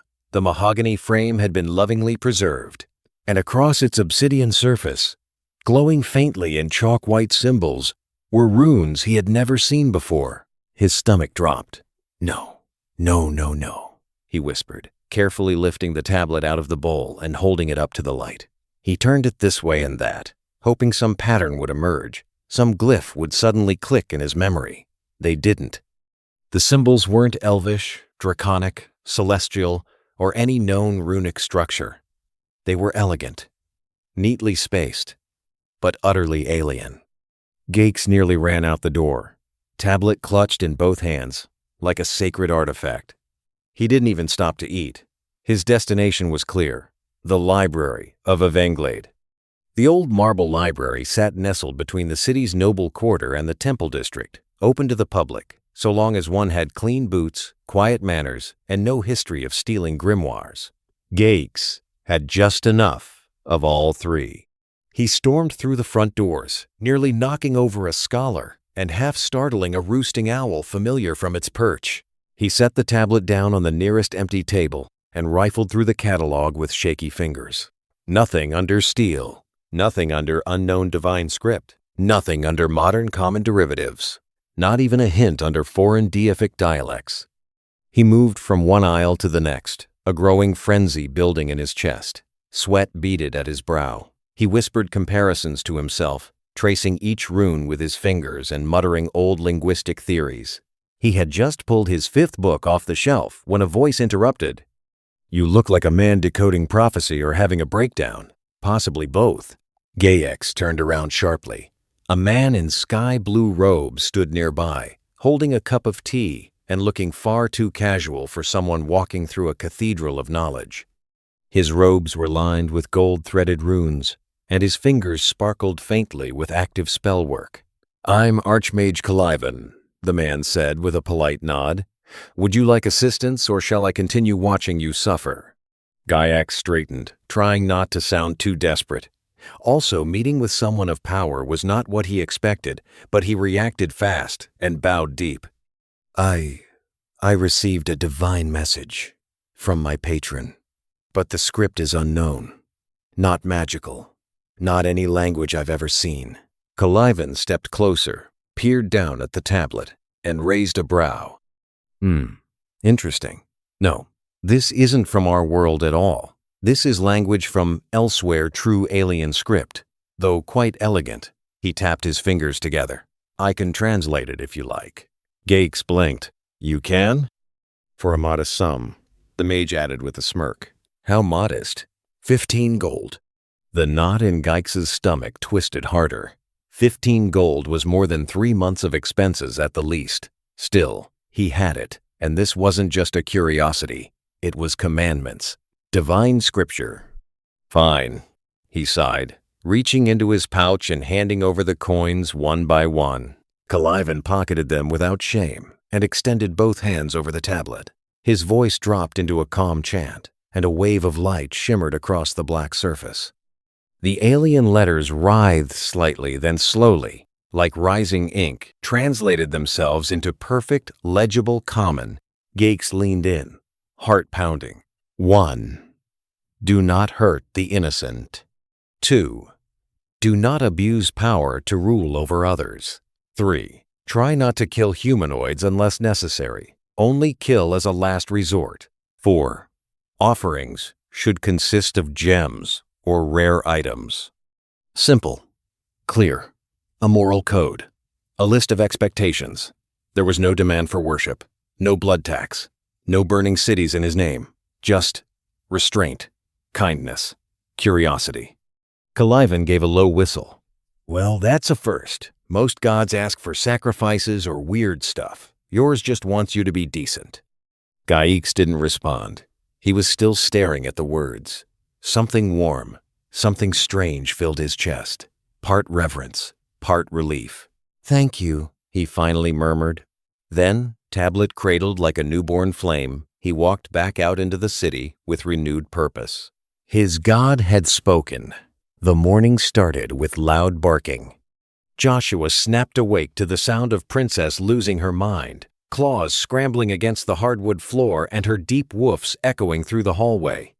He was up in seconds, heart hammering, stumbling half-blind through the door. Princess, what is it? Then he saw it. Under the lamp, something shook. The scarf he'd wrapped around the makeshift nest was moving faintly with shimmering light coming through. The egg shook gently, but obviously. It split like a soft blossom, the lines glowing with soft white fire. Thin threads of pale light unraveled from the shell, drifting lazily like silk in water. Josh realized he was holding his breath and let out a gasp. Princess had stopped barking now. She just stared, ears perked, tail still. Perfect silence had settled over the room. Then the shell fell open. Something delicate and beautiful crawled free. The hatchling was small, barely the size of a house cat, but undeniably a dragon. Its body was long and lithe, its movements graceful despite the shakiness of new life. Smooth, elegant limbs ended in soft talons. A pair of long, thin wings unfolded from its back, and they didn't look like leather or bone. They looked like woven silk, translucent and iridescent, catching the light in waves of pale color. Its scales shimmered with a soft, pearlescent glow, mostly white with hints of moonstone blue and silver that shifted subtly as it moved. Its eyes were large, intelligent, and curious. Pale lavender with no pupils, like shallow pools reflecting starlight. The baby dragon gave a soft, chirping sound, melodic, almost musical. The air shimmered faintly around her, as though even her voice carried protective magic. Joshua dropped to his knees, mouth open. No way, he whispered. You're real. The dragon blinked at him, then took a few cautious steps forward, claws clicking gently on the wooden floor. She paused in front of Princess, who held completely still, as if knowing this moment was sacred. The dragon sniffed the dog's nose. Princess licked the dragon's cheek once, gently, then wagged her tail once. The dragon turned toward him next, tilted her head, and let out another soft note. It was higher this time, almost like a tuning fork. The air around Joshua shimmered for a second, and he felt comforted, warm, safe, like she had declared him hers. He reached out carefully and touched her snout with a single finger. Her scales were cool, impossibly smooth, like glass and silk had decided to have a child. He laughed softly. You are beautiful. Josh pulled the dragon to himself. Newborn goop be damned, and hugged it. The figurine he'd used, Silksong Dragon, was from a fantasy game he'd played endlessly during his teenage years. These dragons were companions, not warriors. They didn't bite or burn, but shielded their masters with harmonic wards and sang haunting, beautiful melodies that soothed minds and repelled fear. She was his now. He looked her over, her pale beauty and glimmering wings catching the dawn light through the window. I'll call you Luna, he said, voice barely more than a whisper, somehow knowing it was a she. The dragon cooed soft, high, and sweet, and fluttered her wings once, lifting an inch into the air before wobbling and falling back onto her belly with a squeaky huff. Joshua laughed, tears prickling the corners of his eyes. He reached down and gently scooped her up in both hands, cradling her like something impossibly fragile. Princess sat beside him, tail swaying slowly. Luna curled in his palms, resting her tiny head against his wrist. It was the most surreal Saturday morning of his life, and easily the best. Gaix had finally invested in a proper outfit, one befitting a warlock who had stared death in the eye and come back with blessings from another world. Now that he had money and a good way to earn more, gone were the threadbare robes and patched sleeves. In their place, he now wore a light brown tunic, finely stitched and well-fitted, with reinforced seams at the shoulders and chest. It bore no sigils or mystical threads, but it carried a quiet sturdiness, functional, dependable, and clean. Over his shoulders draped a steel-gray traveler's cape, clasped at the collarbone with a simple brass hook. The fabric rippled in the breeze, catching faint glints of silver thread woven along its hem. It offered protection from wind and weather, and just enough drama to turn a few heads as he walked through the streets of Avonglade. His brass ritual plate hung from a leather loop on his belt, polished to a mirror shine. In his right hand he carried a new quarterstaff, plain ash wood, sanded smooth, capped with iron on either end. It was not a masterwork, nor a conduit of spells, but it served as both walking aid and last line of defense. He wasn't exactly skilled with staff weapons, but it felt good to hold something solid. On his feet were black leather boots, newly oiled, cleanly stitched, and for the first time in years, free of holes. They didn't let in water, and they made his step feel just a little more sure. Even his hair, once neglected in the chaos of survival, was now neatly trimmed and combed. His skin was clean after a long and hard scrub. The long scar that ran diagonally across the left side of his face somehow seemed faded, less of a wound, more of a mark, as if even it had accepted the change.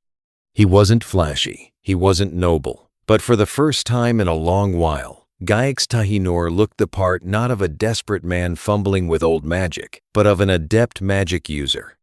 The late afternoon sun cast golden light over the streets of Avonglade, its warmth pushing back the last stubborn shadows of the city.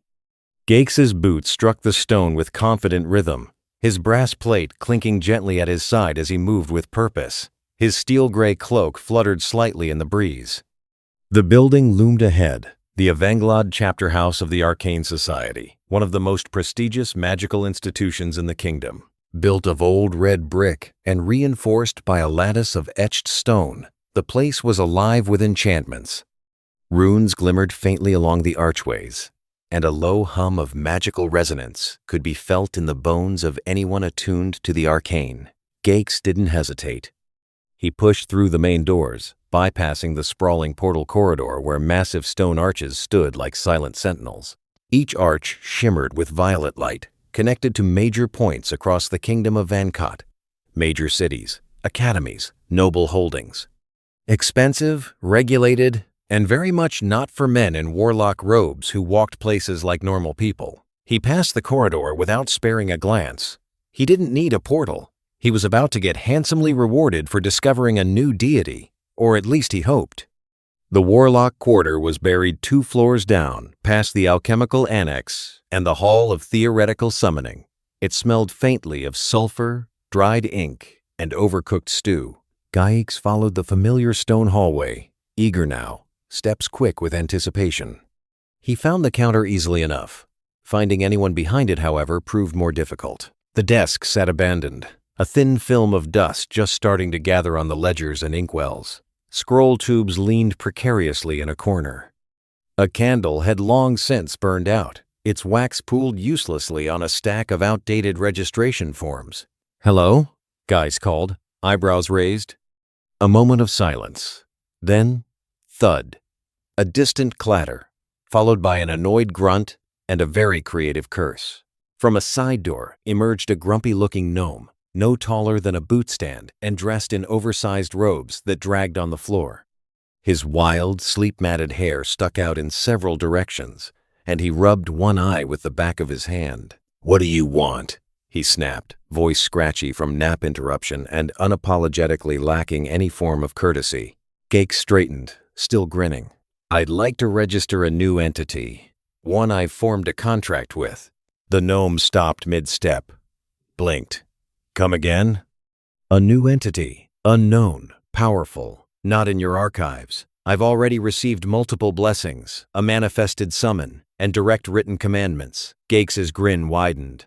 There was a long pause.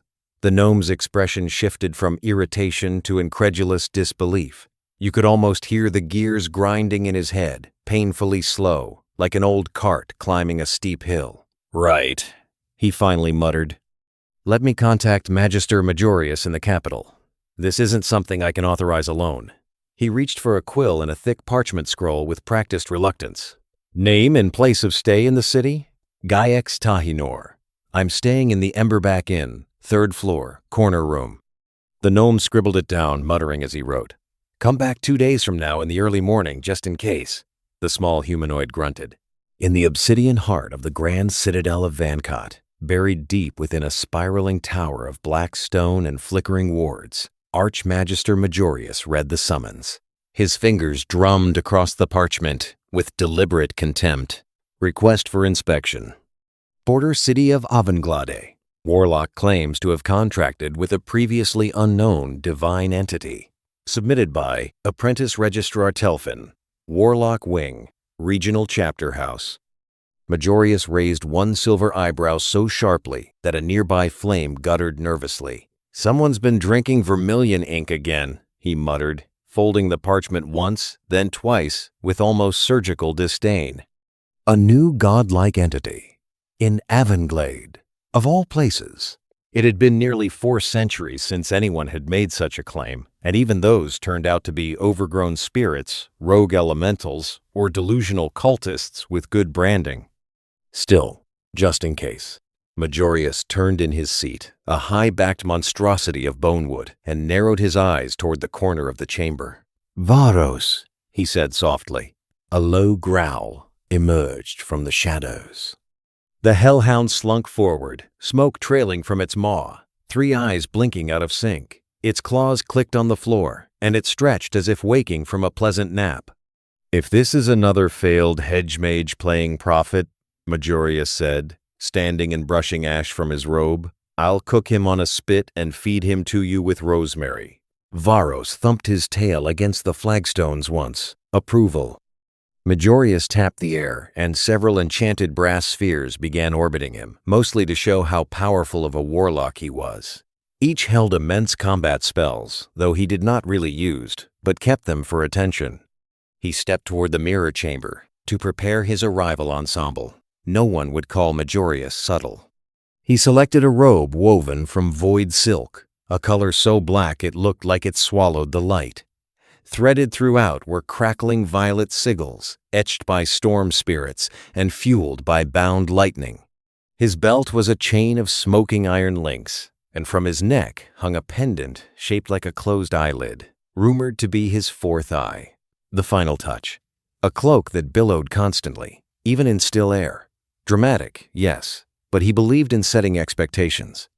When Majorius stepped into the portal chamber, every scribe, apprentice, and junior magus cleared a path. Some bowed, some fled. He turned instead to the portal arch, already humming with power. "Avenglade," he said flatly. The runes flared, the air cracked. Thunder whispered beneath the stones, and a portal manifested. A step, and he was gone. Chapter 4. Picky Eaters and Knobbish Warlocks. Josh hadn't expected raising a baby dragon to be easy, but he also hadn't expected it to be this confusing. Luna, the newly hatched silksong dragon, sat in her little scarf nest beneath the desk lamp, wings curled around herself like silk ribbons. She chirped and blinked her pale lavender eyes at him with absolute trust and absolute hunger. He had tried everything. "Here comes the bacon," he'd said earlier with a hopeful grin, holding up a bit of crispy breakfast glory. She sniffed it, licked it once, then sneezed a puff of shimmering mist into his coffee. Raw steak? Ignored. Boiled chicken? Turned her nose. Milk? Spilled and unappreciated. Water? Maybe? He'd tried. She dipped a claw in it, stared at him like he was a disappointment, and let out a long, mournful whine. "I am literally out of options," Josh groaned, flopping onto the couch and rubbing his temples. Then, a flicker of memory surfaced, half buried, but vivid enough to make him sit up straight. The game. He quickly pulled up the description on his computer. The figurine he'd used was from Dragonlord Saga 4, the Twilight Chorus, a collectible companion dragon. He'd used it in every magic build run as a passive aura support. And there'd been a flavor text line in the game. These elegant creatures feed not on flesh, but light itself drawn from stars, spells, and sacred lanterns. In the garage, stuffed in a drawer of random junk, was a heavy-duty laser pointer he'd bought years ago for a science fair trick that never happened. "No way," he muttered. "Worth a shot." 30 seconds later, he had it powered, loaded with fresh batteries, and flicked it on. A sharp green beam lanced out across the room, settling on the wall. Luna's head snapped up. Her eyes locked on the point of light. She pounced, but not like a kitten chasing a dot. She opened her tiny jaws wide where the beam touched, and, to Josh's complete disbelief, the light curved toward her, bending like silk in wind. It didn't disappear like normal. It flowed, slow and shimmering, like the laser had turned to syrup and Luna drank it. The effect was instant. Her wings fluttered, her body relaxed. She let out a low, musical hum. "You're kidding me," Josh breathed. "You eat light?" He stared as she gently sipped at the beam, making tiny gulping noises, her scales pulsing faintly with each swallow. "Princess, guard Luna," he ordered, grabbing his keys. His golden retriever snapped to attention with a sharp bark, then sat proudly in front of the dragon like a furry palace guard. Josh bolted out the door. 50 minutes, 3 stores, and a suspicious conversation with a tech salesman later, he returned, arms full. 6 strong laser pointers, high output and rechargeable. 50 packs of backup batteries, and a roll of duct tape, just in case. Princess gave him a welcoming bark as he entered. Luna was still there, latched onto the laser beam like a baby bird to a feeding dropper. She gave a chirp of delight as he stepped in, then flapped her wings in demand. All right, coming through," Josh said. One by one, he flicked on the new lasers, positioning them around her like a ritual of sci-fi nourishment. The beams danced into her open mouth, and she greedily soaked them in, her body glowing slightly brighter with each one. She made soft humming and gulping sounds, like a flute drinking sunlight. Josh sank onto the floor, dropping the heavy shopping bag beside him. "Woo, let's just hope 50 packs of batteries will last us a while," he muttered, watching Luna happily consume quantum soup for breakfast. Princess yawned, laid her head across Josh's knee, and wagged her tail. Luna belched a puff of twinkling light. Josh just smiled. "This is gonna be weird, but I think we'll figure it out." Josh was lounging on the couch, still in his pajama pants, cradling a sleepy Luna against his chest. The tiny dragon's belly glowed with a soft inner light, gently pulsing from the recent feast of laser-fed energy. Her wings fluttered faintly as she dreamed, and her head was tucked beneath her silk-thin tail like a cat in repose. Josh smiled down at her, one hand stroking her smooth, pearlescent scales. She made a soft, musical hum in her sleep. Honestly, he did not go back to work, nor did he tell his boss about it.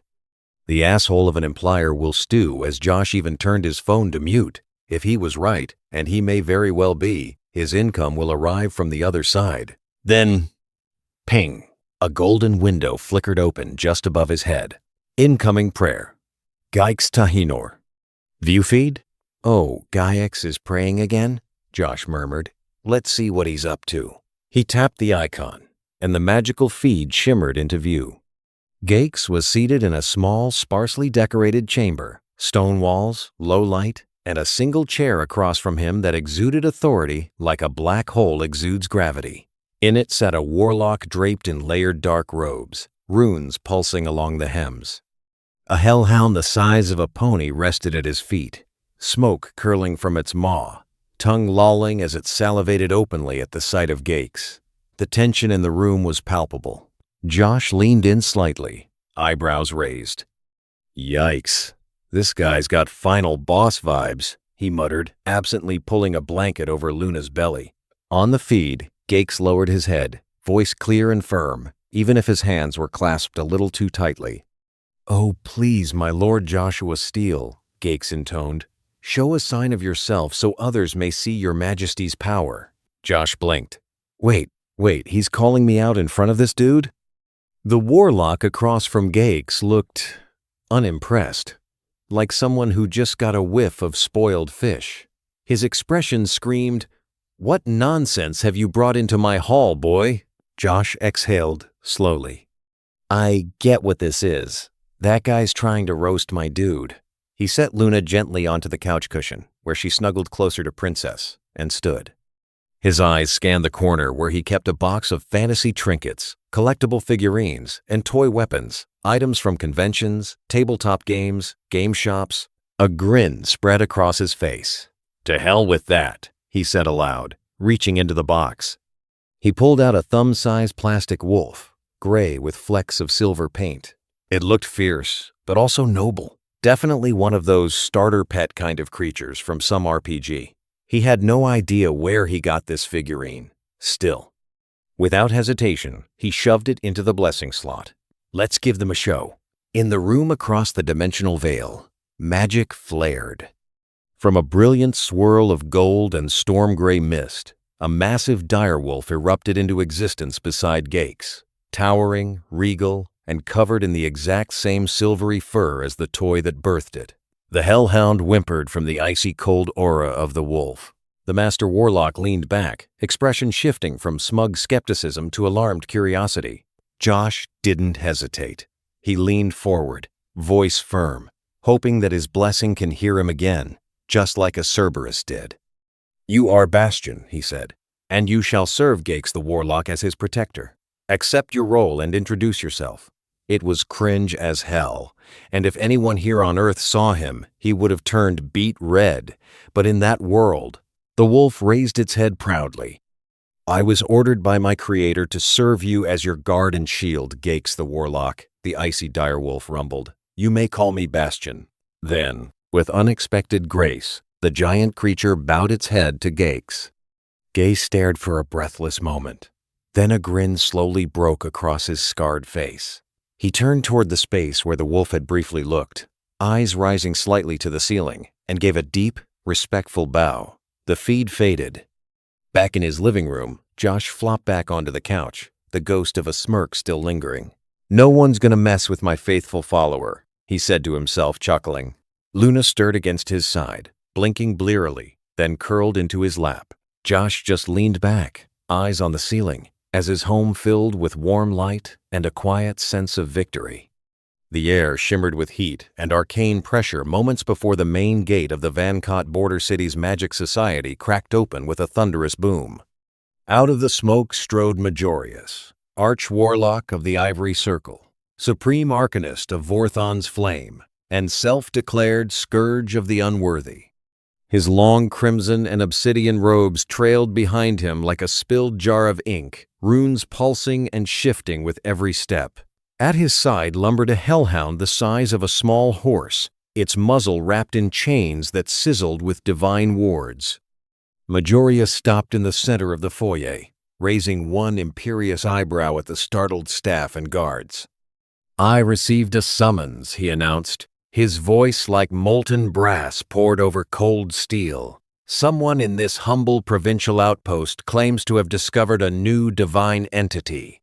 The guards exchanged looks. No one said a word. If this is a joke, Majorius continued, slowly turning his eyes toward the assistant gnome who had written the letter, I shall roast the jester and feed him to my hound. The gnome gulped. And not a jest, Master Majorius. His name is Gaix Tahinor. He's waiting in the south chamber.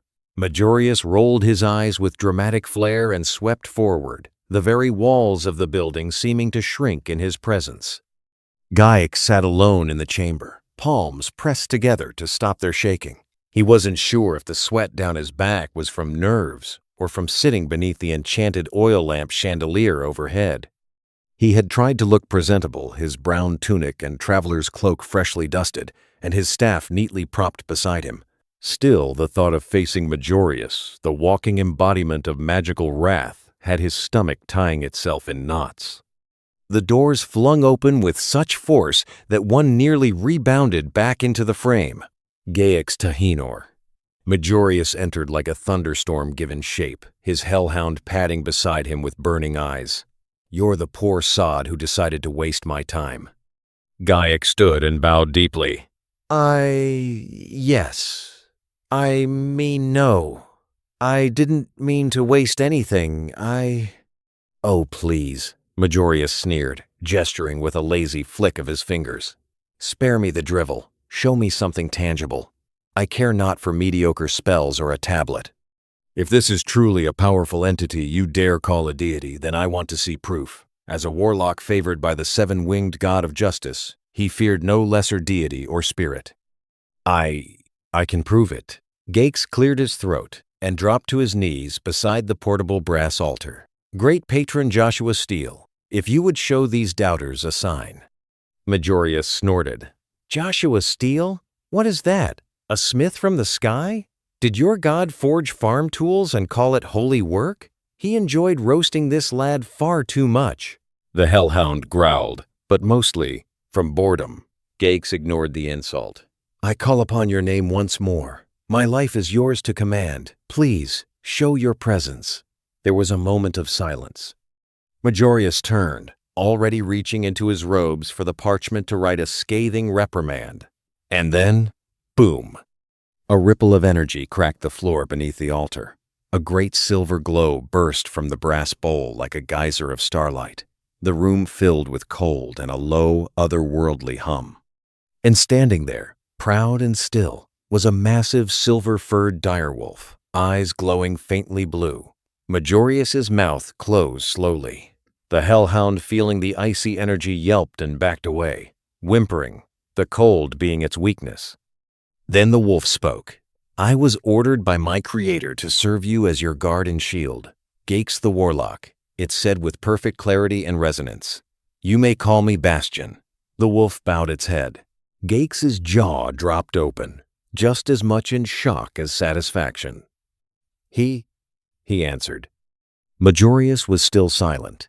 His posture had not changed, but his entire presence had dimmed slightly, like a flame encountering wind. The glow of superiority flickered. Then, with a sigh worthy of a monarch conceding to a rival, he stepped forward and clasped his hands behind his back. I see, he said. It appears I was premature in my assessment. He looked at Gaix with narrowed eyes. This may not be a weak spirit or a lesser immortal, and I am not blind to what I have witnessed. He waved his hand, and from within his sleeve a small satchel of gold coins floated down into Gaix's hands. Consider this a token for enduring my doubt, and a rare admission that I may have misjudged. Gaix blinked. Thank you, my lord. Majorius was already halfway to the door. You are to compile everything on this. Joshua Steele, visions, boons, words, even dreams. I want every scrap of knowledge gathered and documented. The ivory circle will want it bound and reviewed. And if he gives more signs? Majorius stopped in the doorway. That would be preferable. If he is a good patron, many other warlocks may try and reach out to him. And with that, the great warlock swept from the chamber, the hellhound trailing behind him with its tail tucked. Gaix turned back to Bastion, who sat calmly at his side, tail curled neatly around his paws. Well, Gaix breathed, I think I'm going to need a bigger notebook. The following weeks were surprisingly entertaining for both Joshua and Gaix, albeit in very different ways. Gaix was invited by several adventuring parties. The fact he spoke with Majorius, and came out his head held high, was alone a bombastic news. The other fact that his spells came endlessly made him an absolute treasure for any party.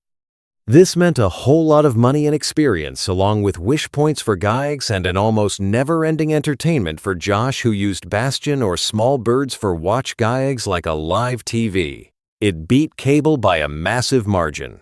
Then rear rep. Luna! Not again!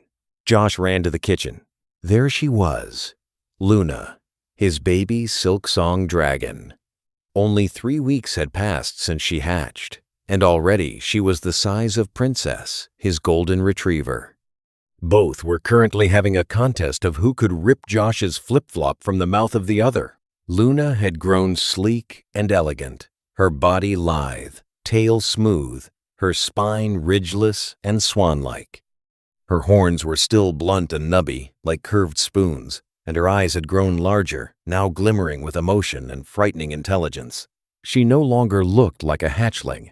She looked like a scaled child, with grace beyond her size. She was also eating 5 times a day, including at 3 a.m., which meant Josh hadn't had a proper night's sleep in a while. He rubbed his eyes and sat back down in his gaming chair with a groan. And then, "Father?"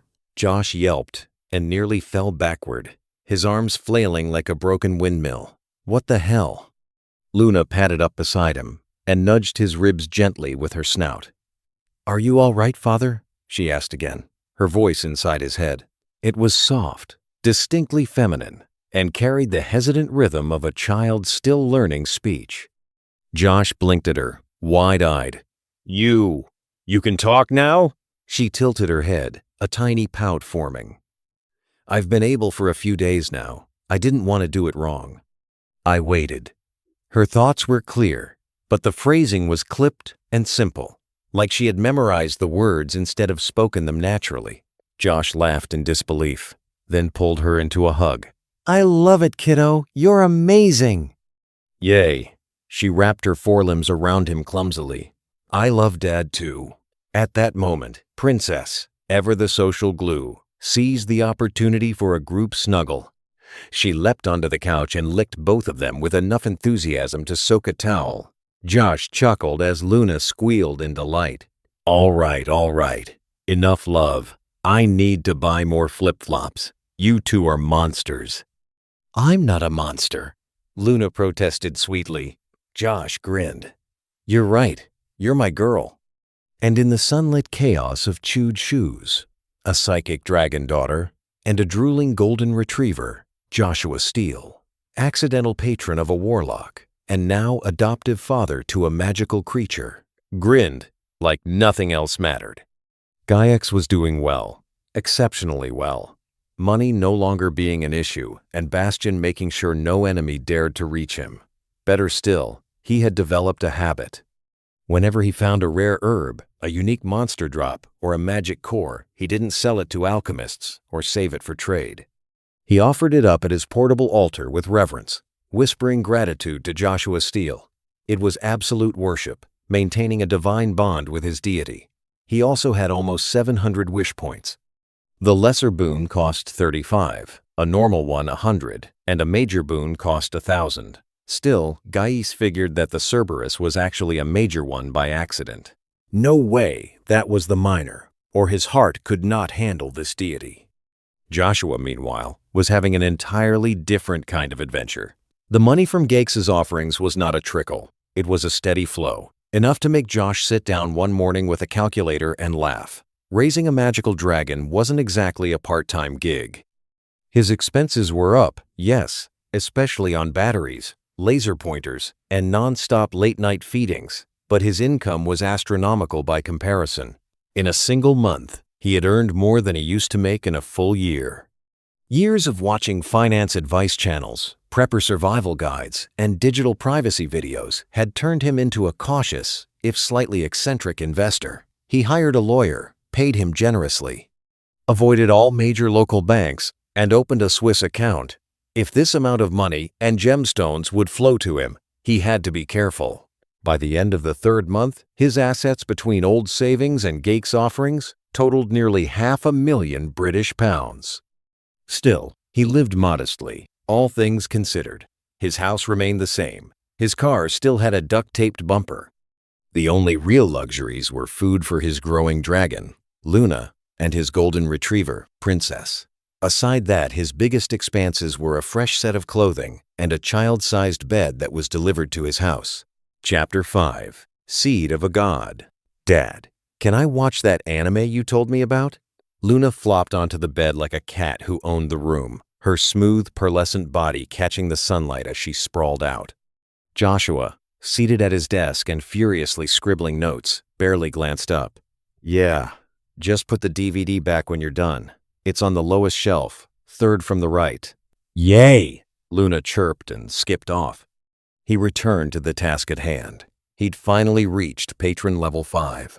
That meant one thing: speech. The system had unlocked the ability for him to talk to his followers, a literal voice from the heavens. But there was a catch. Of course there was a catch. He couldn't use his own voice or appearance. The system forbade it, citing divine separation protocols.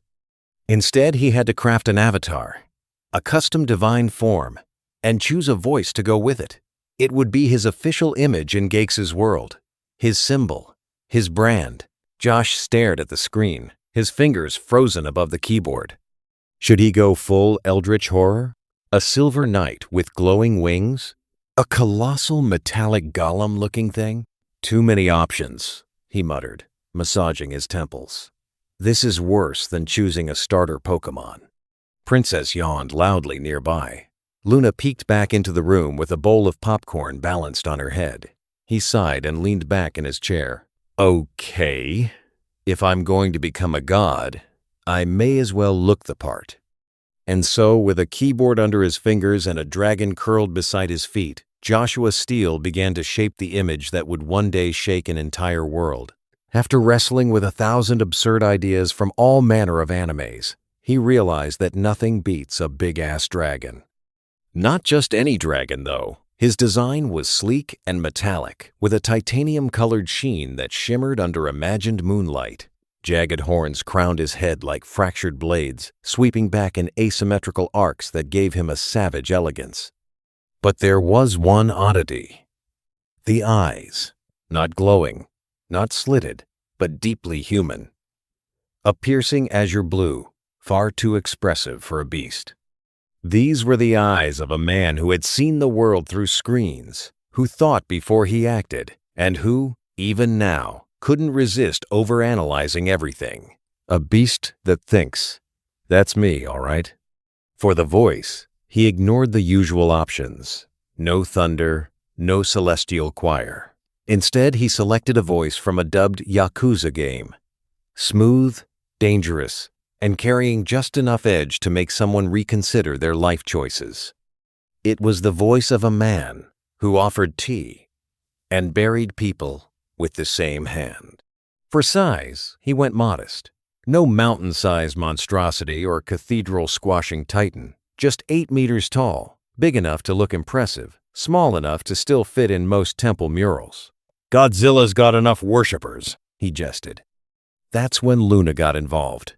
The young silk-song dragon was perched over his shoulder like a pearl-scaled cat, watching with curious eyes and an air of self-importance only a 5-week-old dragon with a 10-year-old's intellect could possess. "No, Dad! That tail's way too boring!" She flailed her little claws like she was sculpting the air. "It should curve up with a flare at the tip, like a crescent moon." Joshua grinned. "You've seen 0 other dragons and yet you're suddenly an expert?" "I've seen enough animes and I have amazing instincts," she bragged. "Besides, if you're going to be a dragon, you can't embarrass me." He raised an eyebrow. "Embarrass you?" She sniffed. "You're my dad." He chuckled, then reached over and tickled her under the chin.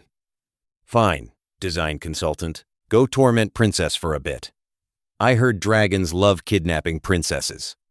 Luna gave a theatrical eye roll, giggled, and sprinted off on all fours, calling out to the golden retriever. In seconds, they were both tumbling across the carpet in a blur of wagging tails, squeaky toys, and the occasional spark of dragon magic. Joshua leaned back, watching her go with a warm, crooked smile. People always say kids grow up fast. Pfft, they've clearly never had a dragon kid. With one last breath, he returned to the system screen.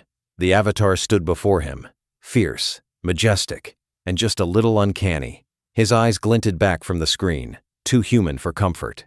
He felt a shiver of pride. He clicked finalize. Let's see how Gakes handles this next time he prays. The screen closed with a soft chime, and Joshua sat back in his chair, already imagining the look on his warlock's face. Azathoth, Yog-Sothoth, Nyarlathotep, Cthulhu, and Shub-Niggurath were engaged in their timeless game, an eldritch pastime older than galaxies. A plane of reality folded in on itself like a Mobius strip, lit by unlight and dripping with impossible geometries. The game bored a shifting, pulsing labyrinth of bone, shadow, and song floated between them. Each had placed a mortal inside, twisting rules of logic and physics like strings on a harp. For beings beyond reason, this was the closest thing to diplomacy they could stomach. Massive, writhing forms encircled the game. Their essence, too vast to fully manifest, they projected just enough to toy with reality. As Nyarlathotep slapped his tendrils together, the impact sending ripples across the dimensional membrane. The avatar he used, a sleek obsidian form with too many teeth, twitched with theatrical outrage. You cheated. One twist of reality per turn. Azathoth sat in the center like a blind, grinning sun, his mouth a never-ending maw of teeth and madness. His laughter sounded like broken clocks spinning backwards. "It was won. You are just bad at the game," he replied, his voice a chorus of incoherent melodies. The others hissed. It was part annoyance, part anticipation for the brewing word duel. Around them, the echoes of the suffering mortals in the labyrinth sang like chimes in a storm. Screams became jazz, walls became trees. Time reversed and rewound just to laugh at its own punchline. A ripple of silence marked the arrival of another. A greenish image flickered in the upper edge of the game space, bubbling with seawater and brine. The outline of Cthulhu appeared, reclined like some ancient noble halfway through a wine-sodden dinner. "Another fight again? You guys are like children," he gurgled, tentacles lazily shifting around a spectral goblet filled with madness. Yog-Sothoth, appearing as a rotating lattice of spheres and eyes, bristled from all angles. "Is there any reason for your visit, or just to be an annoyance?" "There is a new entity that appeared," Cthulhu said, his tone casual but heavy.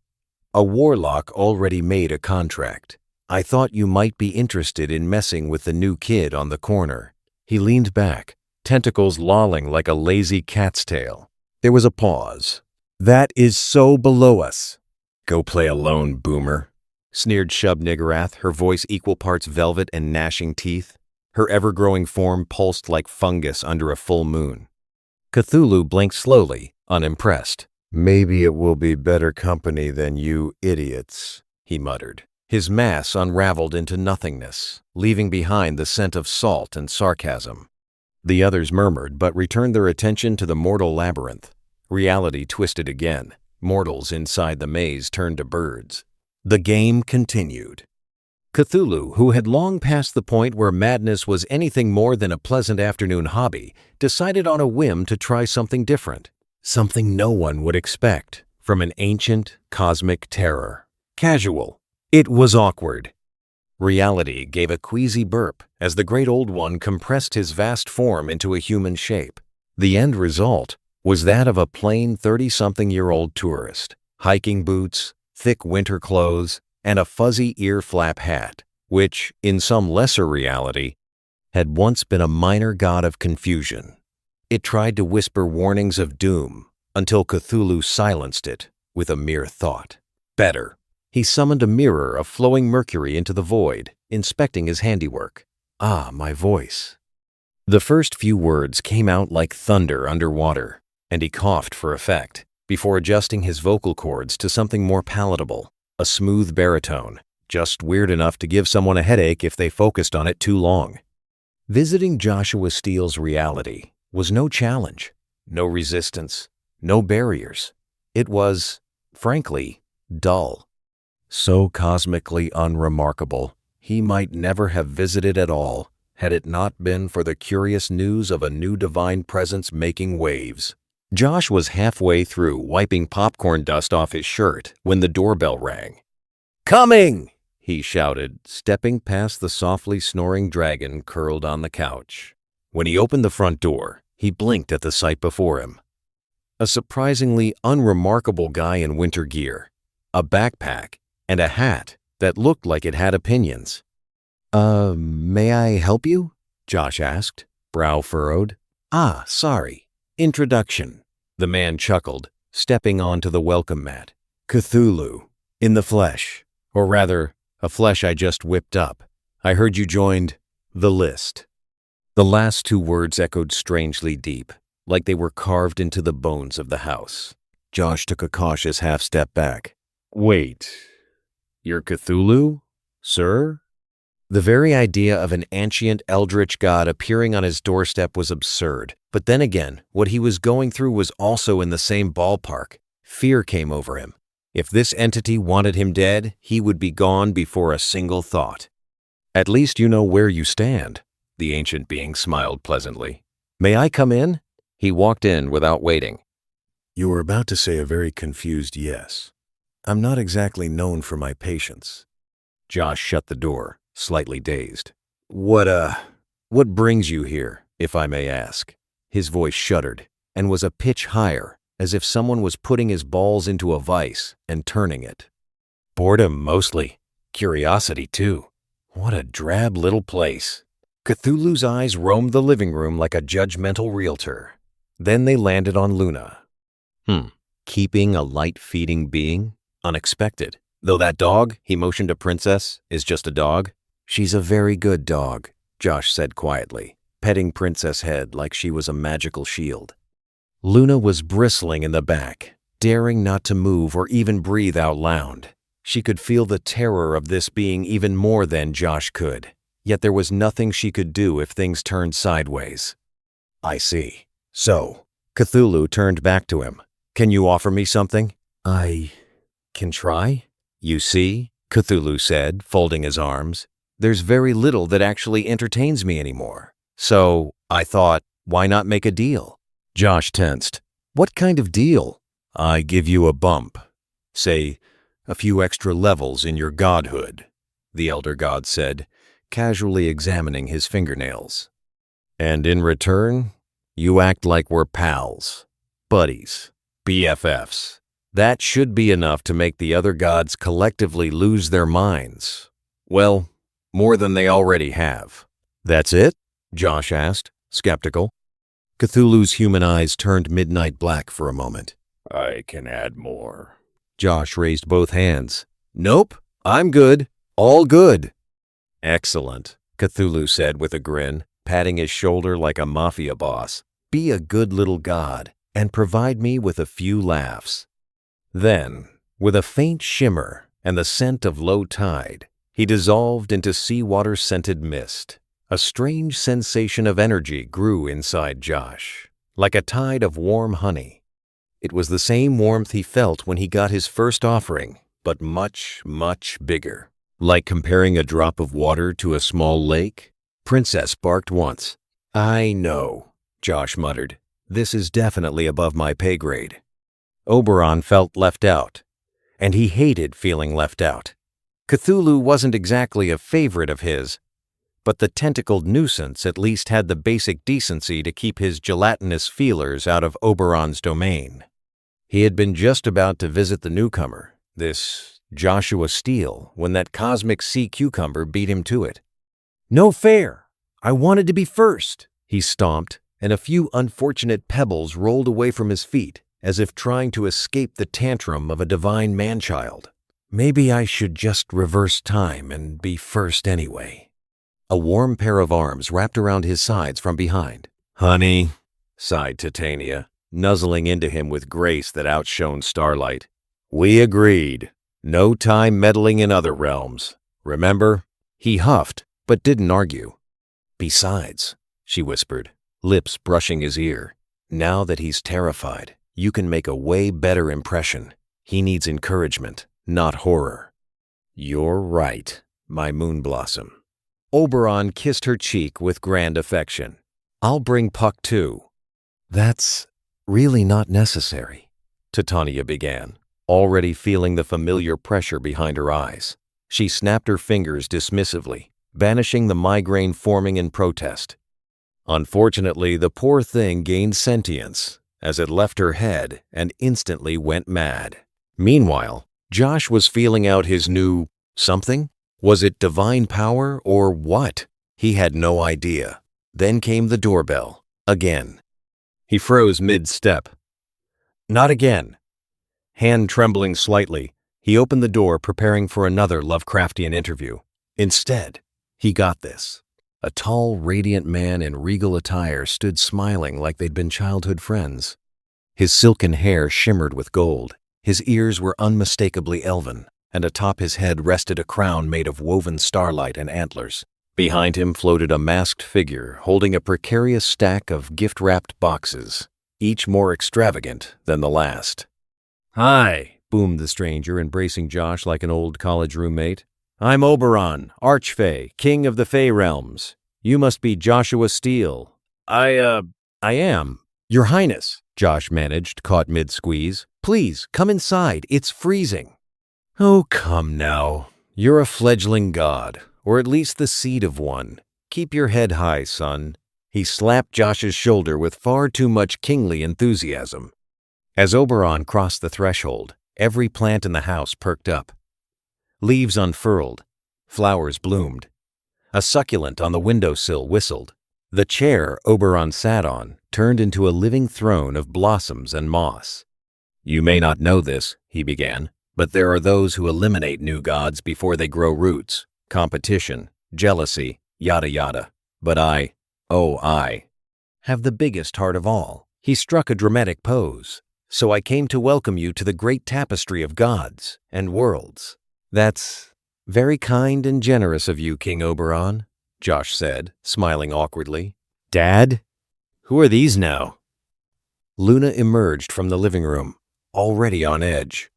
"Oh my stars, what an adorable child." Before Josh could react, Oberon scooped up the startled baby dragon, spun her around with a delighted laugh, and hugged her like a long-lost niece.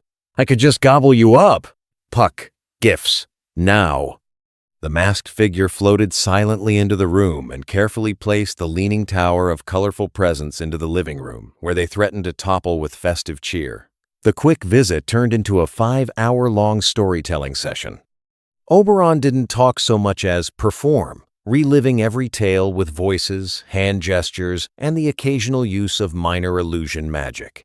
Josh barely spoke, trapped in polite host mode, afraid that any interruption would trigger some fairy curse or eternal ballad. Titania finally stepped through a portal, wearing the expression of someone who just cleaned up everyone else's mess for the 5th time that day. "My apologies," she said calmly, placing an iron grip on her husband's shoulder. "He gets chatty around new seeds."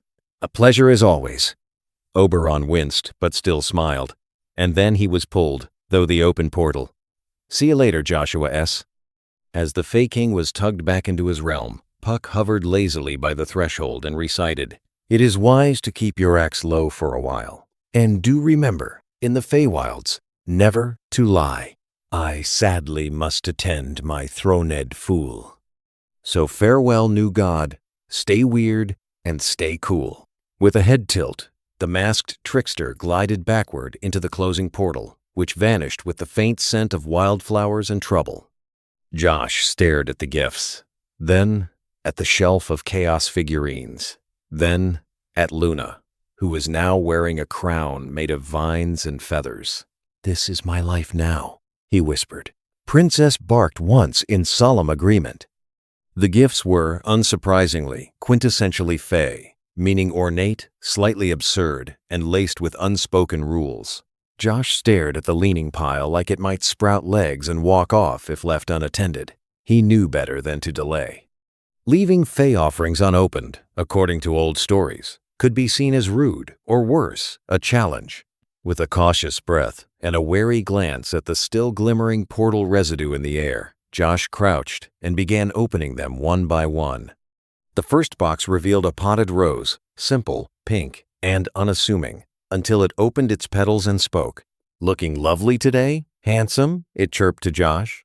"Striking scales, young miss," it added as Luna walked past.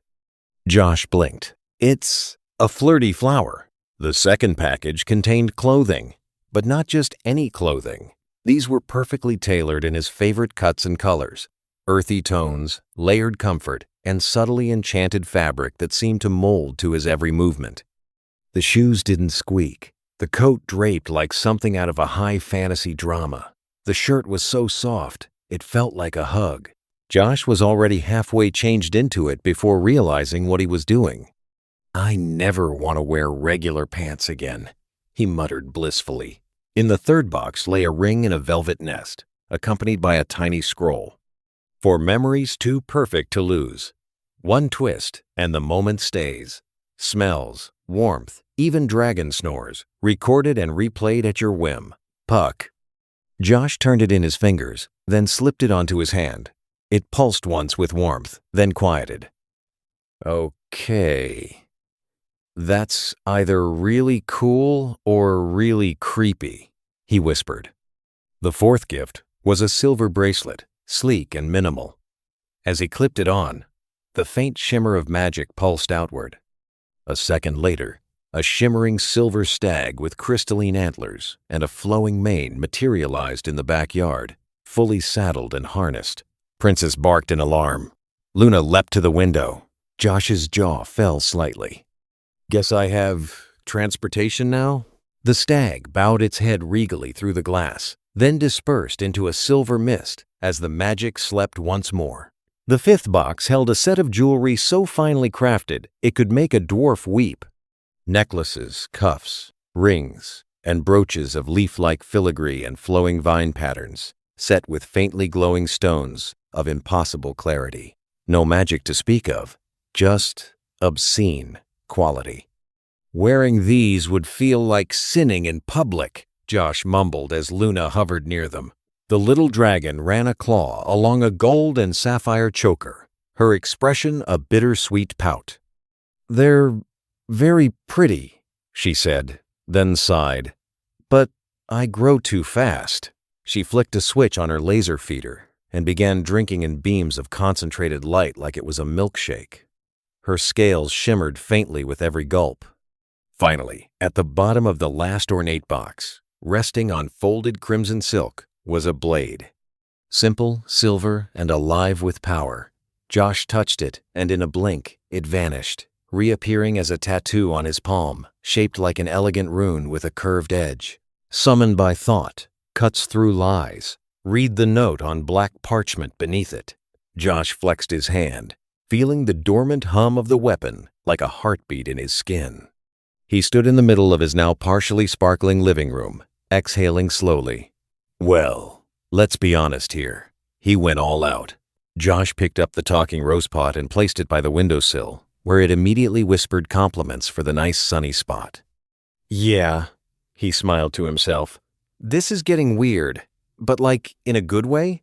Chapter 6. Manifestation. There were other lesser entities, curious spirits, minor gods of obscure things like echoes, rainfall angles, or misplaced socks who desperately wanted to meet the newcomer. But being the third to visit was, in divine social circles, a disgrace beyond recovery. So, for once, Joshua had a break. He made popcorn, caught up on a few shows, and took a nap with Luna curled like a cat on his chest, her gentle breaths glowing faintly in the dim room. Princess slept at his feet, snoring softly. Peace. Meanwhile, Gakes was far from any kind of rest. He'd been summoned north, far north, into the frost-bitten highlands, where a plague had begun to spread through border villages. The letter was long, but the main ponts were, "You have no mana drain. Triple pay guaranteed. Please, we're desperate." Upon arrival, the situation was chaos. Snow clung to the corners of tents. Fires burned low. Half the officers were either coughing up blood or unconscious. Priests and druids moved like ghosts through the camp hollow-eyed, shaking from mana depletion.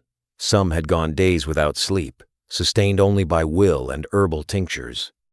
Gakes stood at the entrance, hood drawn, cloak dusted with frost. Nobody stopped him. No one gave him orders, nor even acknowledged his presence. So, he acted. He rolled up his sleeves, took a deep breath of the cold, disease-thickened air, and knelt briefly in the snow. Joshua Steele, I'm asking as your follower. Please, don't let me get sick. I've got work to do.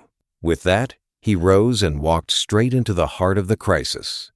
He used his lesser healing spell, poured hot broths into shaking hands, and lifted fevered children from cold stone to warm cots. He didn't stop, couldn't stop. There was simply too much to do. At first, the others eyed him suspiciously. A warlock among the dying? But as hours passed, and they saw him neither weaken nor tire, and heard no foul bargains on his lips, their skepticism turned to hope. A few even began muttering prayers to Joshua Steele, whatever god that was, just in case. By dusk, Gakes's hands were blistered, and his cloak was stained, but his steps were steady. He took pride not in the gold he'd earn, but in the absence of doubt in his God. His healing spells didn't work miracles, but they did enough, just enough to return color to cheeks, enough to steady hands, enough to give people a reason to hope again. He never stopped chanting quiet prayers to Joshua Steele, not because the magic required it, and not because he was desperate. It just felt right, better than silence, better than dread. The rhythm of the name gave his hands steadiness, his heart purpose. Meanwhile, Joshua watched everything unfold through the hazy filter of divine sight. He wanted to appear, really appear, to Gakes, but not here, not in this field of pain and dying breath. His presence might shake what little strength the healers and patients had left. So instead, he acted from his world. A short trip to the pharmacy. The most potent antibiotic he could legally buy. The system translated it the moment it touched the blessing slot. New blessing prepared. Begin transfer? Yeah, Josh nodded. He's earned it. Thanks to his patron level, he could now influence the shape of a blessing, and he chose one deliberately, one that fit Gykes' heart, not just his needs. Purify, a 6th-tier holy spell, normally reserved for archpriests, paladins, or saints. It cleansed not just rot from the body, but plague from the air, filth from wounds, poison from water, living beings, inanimate objects, anything. Gykes stared at his hand when it came. It was like sunlight coalescing in his palm, yet it didn't burn. It felt kind, warm. Purify, he whispered it aloud. The spell ignited gently, flowing from his hand into a collapsed girl's lungs. The mucus faded, the fever broke. It worked. No mana cost, no cooldown, just will. It was like being handed a cheat code, but Gakes didn't dwell on the unfairness. He only whispered, "Thank you, my patron." Then he got back to work, twice as fast. If he had to stop this plague alone, then so be it. Because he wasn't truly alone. He knew it. Joshua Steele was watching. In just under a week, with triage running smoothly and Purify cast hundreds of times, even the last of the sick rose from their beds. The tents were cleaned. The death count was reduced to almost none. Magic had helped, yes, but it was Gykes' presence, his ceaseless effort, and his unwavering faith that earned him not just gold, but respect. And with every whispered thank you from the cured, the name Joshua Steele passed from lips to ears, gaining weight. A god was forming, and people were beginning to believe. Your favored warlock, Gykes Tahinor's actions blossomed into actual faith in you. 1855. 2 patron points earned. Level 7 reached.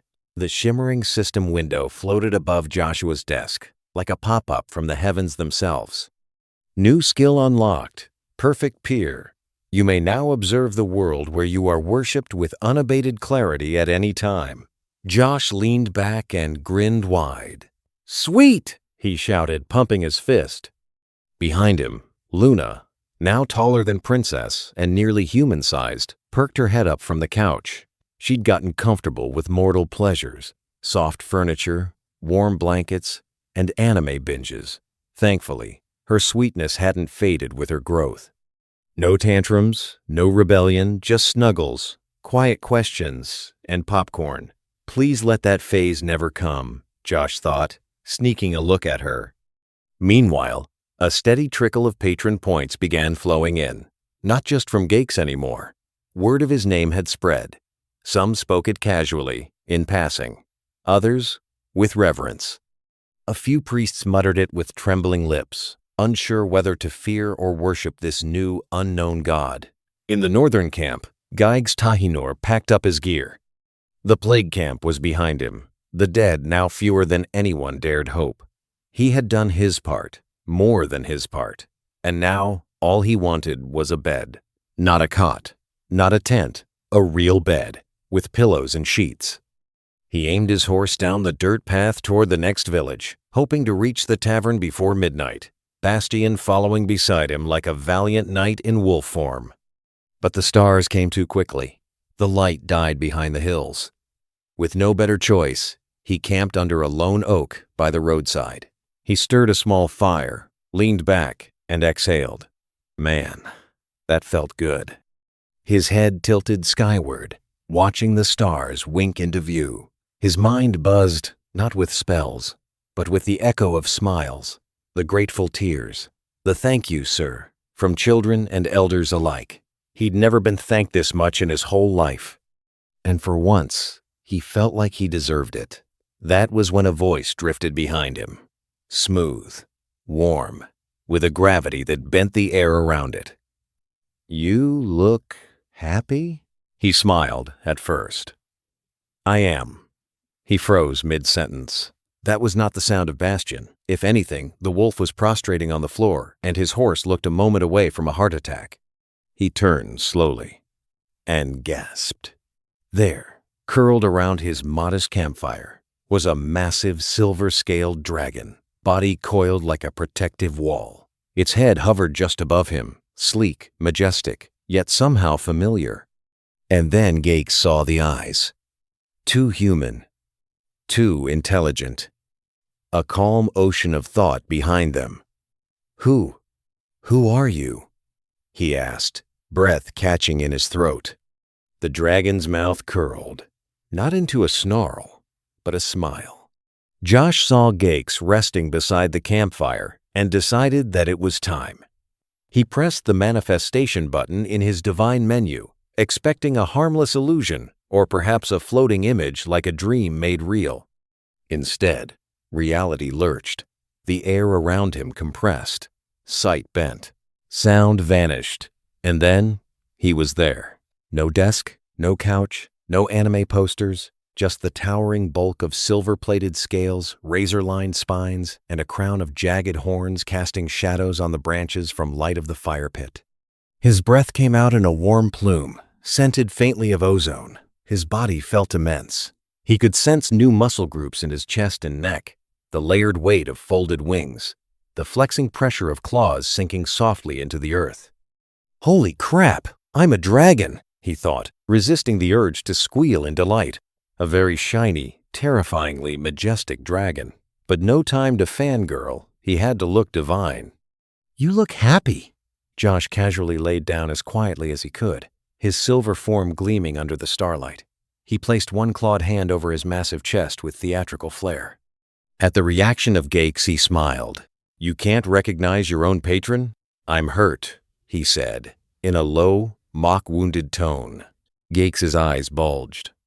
"My lord!" he cried, dropping to his knees and pressing his forehead into the grass. Josh chuckled, a deep rumbling sound. "Okay, maybe not that dramatic," he said warmly. "Arise, Gakes. You did well with my blessing." The warlock looked up slowly, awe still written all over his face. "Your words mean the world to me, Lord Steele, and your name truly suits your form." Josh nodded solemnly, trying not to preen. "It's rare I reveal this form," he said with practiced gravitas, voice resonant. "But you've earned it." Just then, a new voice chirped from behind him. "Is this the guy?" Josh's ear flaps stood straight in alarm. "Luna?" He twisted his long neck around, spotting the pearlescent young dragon perched daintily on his foreleg, tail flicking in excitement. "Don't worry, Dad. I just wanted to see too." Luna climbed higher onto his arm, her smaller frame still impressive now that he saw her from this new scale. She now looked exactly her age, in dragon terms elegant, expressive, and far too curious. Gykes, ever polite, bowed again. "Miss Luna, an honor to meet you. I am Gykes Tahinor, your father's devoted warlock." Luna patted over, circling him slowly like a cat evaluating a new piece of furniture. "You look nicer up close," she said approvingly. Gykes' horse looked like it was about to faint from stress, ears twitching, muscles taut. Two dragons? Absolutely not. But just as the beast began to panic, Luna turned her head and sang a soft, haunting tune. The air shimmered with calming energy. Within seconds, the horse relaxed, its body easing into stillness. Luna trotted back to Josh and curled against his side, proud of herself. The three spent a short while in quiet conversation, Josh basking in Gakes' gratitude, Gakes marveling at Luna's maturity, and Luna soaking in the praise. Eventually, Josh gave a warm goodbye and invoked the return command, pulling himself and Luna back to his living room. They reappeared with a soft whoosh of displaced air. The couch was right where they'd left it. Josh looked down at her with a raised brow. Next time, ask before plane hopping. Luna lowered her head with an apologetic flick of her ears. "Yes, Father," she muttered, eyes down like a child caught stealing cookies. Josh sighed, but ruffled her head gently. She was too sweet to stay mad at. The silver mist curled and shimmered in the moonlight, then faded with a soft metallic hum, leaving only the flickering campfire and a stunned warlock in its wake. Gaiax stood motionless for a heartbeat. "I knew it," he hissed with triumph, practically vibrating with emotion. He was a dragon god all along. He dropped to sit on the grass, boots splayed awkwardly, and fumbled through his travel pack with desperate fingers until he pulled out a weather-worn leather-bound journal. Flipping past scribbled pages of divine theories, spell effects, and awkward attempts at poetry, he landed on a fresh page and began writing with furious speed. His quill scratched wildly. Direct manifestation confirmed. My patron, Lord Joshua Steele, has taken the form of a majestic metallic dragon silver of scale, adorned with a crown of jagged horns, and with eyes of frightening intelligence, not illusion, not projection, a true god in flesh. He paused, nibbling the end of his quill like a man drunk on awe. No known draconic subspecies in the eastern, northern, or imperial bestiaries match his physiology. This confirms he is unique. Gaiax underlined the word unique 3 times. Then he turned the page and wrote in slightly smaller, more reverent script. He was not alone. With him was a young dragon, female, name Luna, pearlescent scales, elegant features, eyes wide and deep with expression and thought, unknown breed, no spikes, smooth spine, tail flow like silver fire. Possibly divine offspring or ward? He hesitated, then quickly added, despite her youth, she possessed an aura of peace. Her magic calmed even my steed, who, understandably, was on the verge of death by terror. Her voice sang. A draconic lullaby? Or higher magic? She addressed Lord Steele as father. This opens questions I dare not yet ask. Gakes exhaled and leaned back, heart still hammering with the memory of that massive silver form towering above him. His hands were ink-stained, his knees damp from the dew, but his spirit soared. He spoke to me, he wrote, softer now, more like a confession. Not as a tyrant, not as a judge, but with warmth, pride. He praised my work. This is why I follow him. The campfire crackled softly, sending a gentle wave of heat over him. The grass around the fire glowed faintly silver, as if touched by divine residue. Gaiax looked up at the stars, smiling like a fool. I wasn't mad, he murmured aloud. I was right all along. Then he whispered a prayer, not to beg, not to ask, but just to say thank you. And with that, he finally pulled his cloak tighter around himself, laid his head near the fire, and fell into the deepest, most content sleep of his life. The next half-year passed in relative peace for Josh. His god level inched forward, slowly but surely, still distant from the elusive level 8. The world had quieted. No surprise visitations from cosmic horrors or over-enthusiastic archfey, and the patron point trickle became a steady stream. But the true change wasn't in Josh. It was in Luna. She had long outgrown the house. If not for her draconic magic, she would have crushed it just by turning in her sleep. Thankfully, her innate shape-shifting finally kicked in an ability all Silksong dragons apparently developed as a means to blend in. Her human form was polished now, perfected after weeks of practice. She looked like a tall, graceful 16-year-old girl with flowing, snow-white hair, a soft, fair complexion, and striking violet eyes that shimmered faintly with iridescence when the light hit just right. She wore a black t-shirt proudly printed with Naruto's grinning face and the Uzumaki swirl. Her shorts matched the sunny spring weather, and her white sneakers bounced with youthful energy. "Dad, can I go to town now?" She leaned over Josh, her voice filled with that familiar blend of insistence and excitement. "You promised, remember?" Josh sighed and looked up from his laptop. "Fine," he relented, placing a hand on her shoulder and pulling her in for a quick kiss on the nose. "But I want you back before 7. Luna lit up like sunrise. "Thank you," she chirped, already halfway to the door. She looked convincingly human except for her otherworldly eyes and snow-white hair, but those, as Josh had prepared her, could be easily chalked up to colored contacts and hair dye. In this modern age, no one batted an eye at eccentric fashion, especially not in Glasgow. She had a tidy stack of cash tucked in her purse, generous allowance courtesy of her overprotective father, and today was her first real solo shopping trip. Her step was light, the air crisp, and even the sun, in a rare display of Scottish generosity, peeked out through a lazy drift of clouds. "Today is mine," she thought with a grin. As she walked into a small corner shop nestled between a florist and a record store, a bell jingled overhead. "Morning," she greeted warmly. "Morning, love," the shopkeeper replied with a kind smile, an older woman in a knit cardigan behind the till. "Let me know if you need anything." "I'll find it, thank you," Luna returned with a polite nod before strolling down the narrow aisle, eyes wide at the sheer variety of snacks, trinkets, and everyday wonders.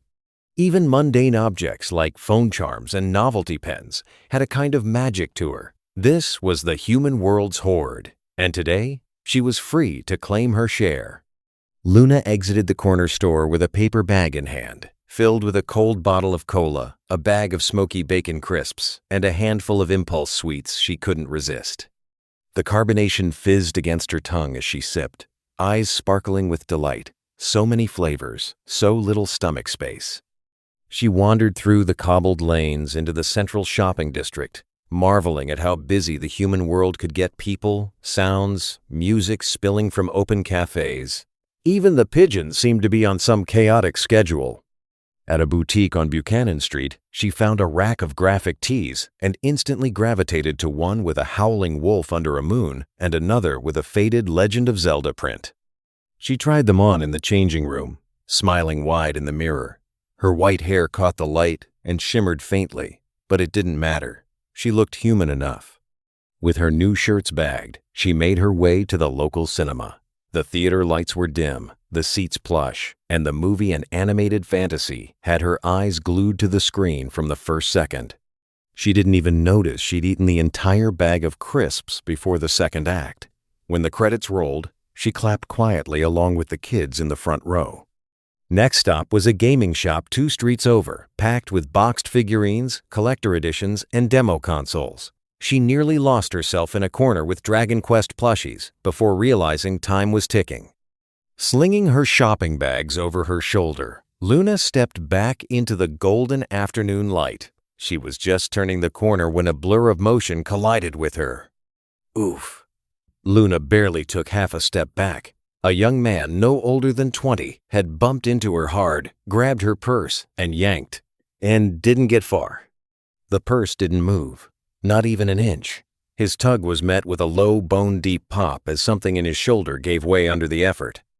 "Oh, bloody hell. What the?" the thief gasped, stumbling back, cradling his now useless right arm as it hung at an unnatural angle. Luna held the strap of her purse, blinking in surprise. "Are you seriously trying to rob me? In broad daylight?" The would-be thief looked up at her, wide-eyed and pale, and something in her sharp gaze, ancient, inhuman, made him turn and bolt down the street, whimpering, his arm flopping uselessly at his side. "Idiot," she muttered, brushing her hair back and straightening her bag. With a shake of her head and a sigh, Luna turned on her heel and walked calmly down the street, sipping her cola once more. As far as she was concerned, the day was still perfect.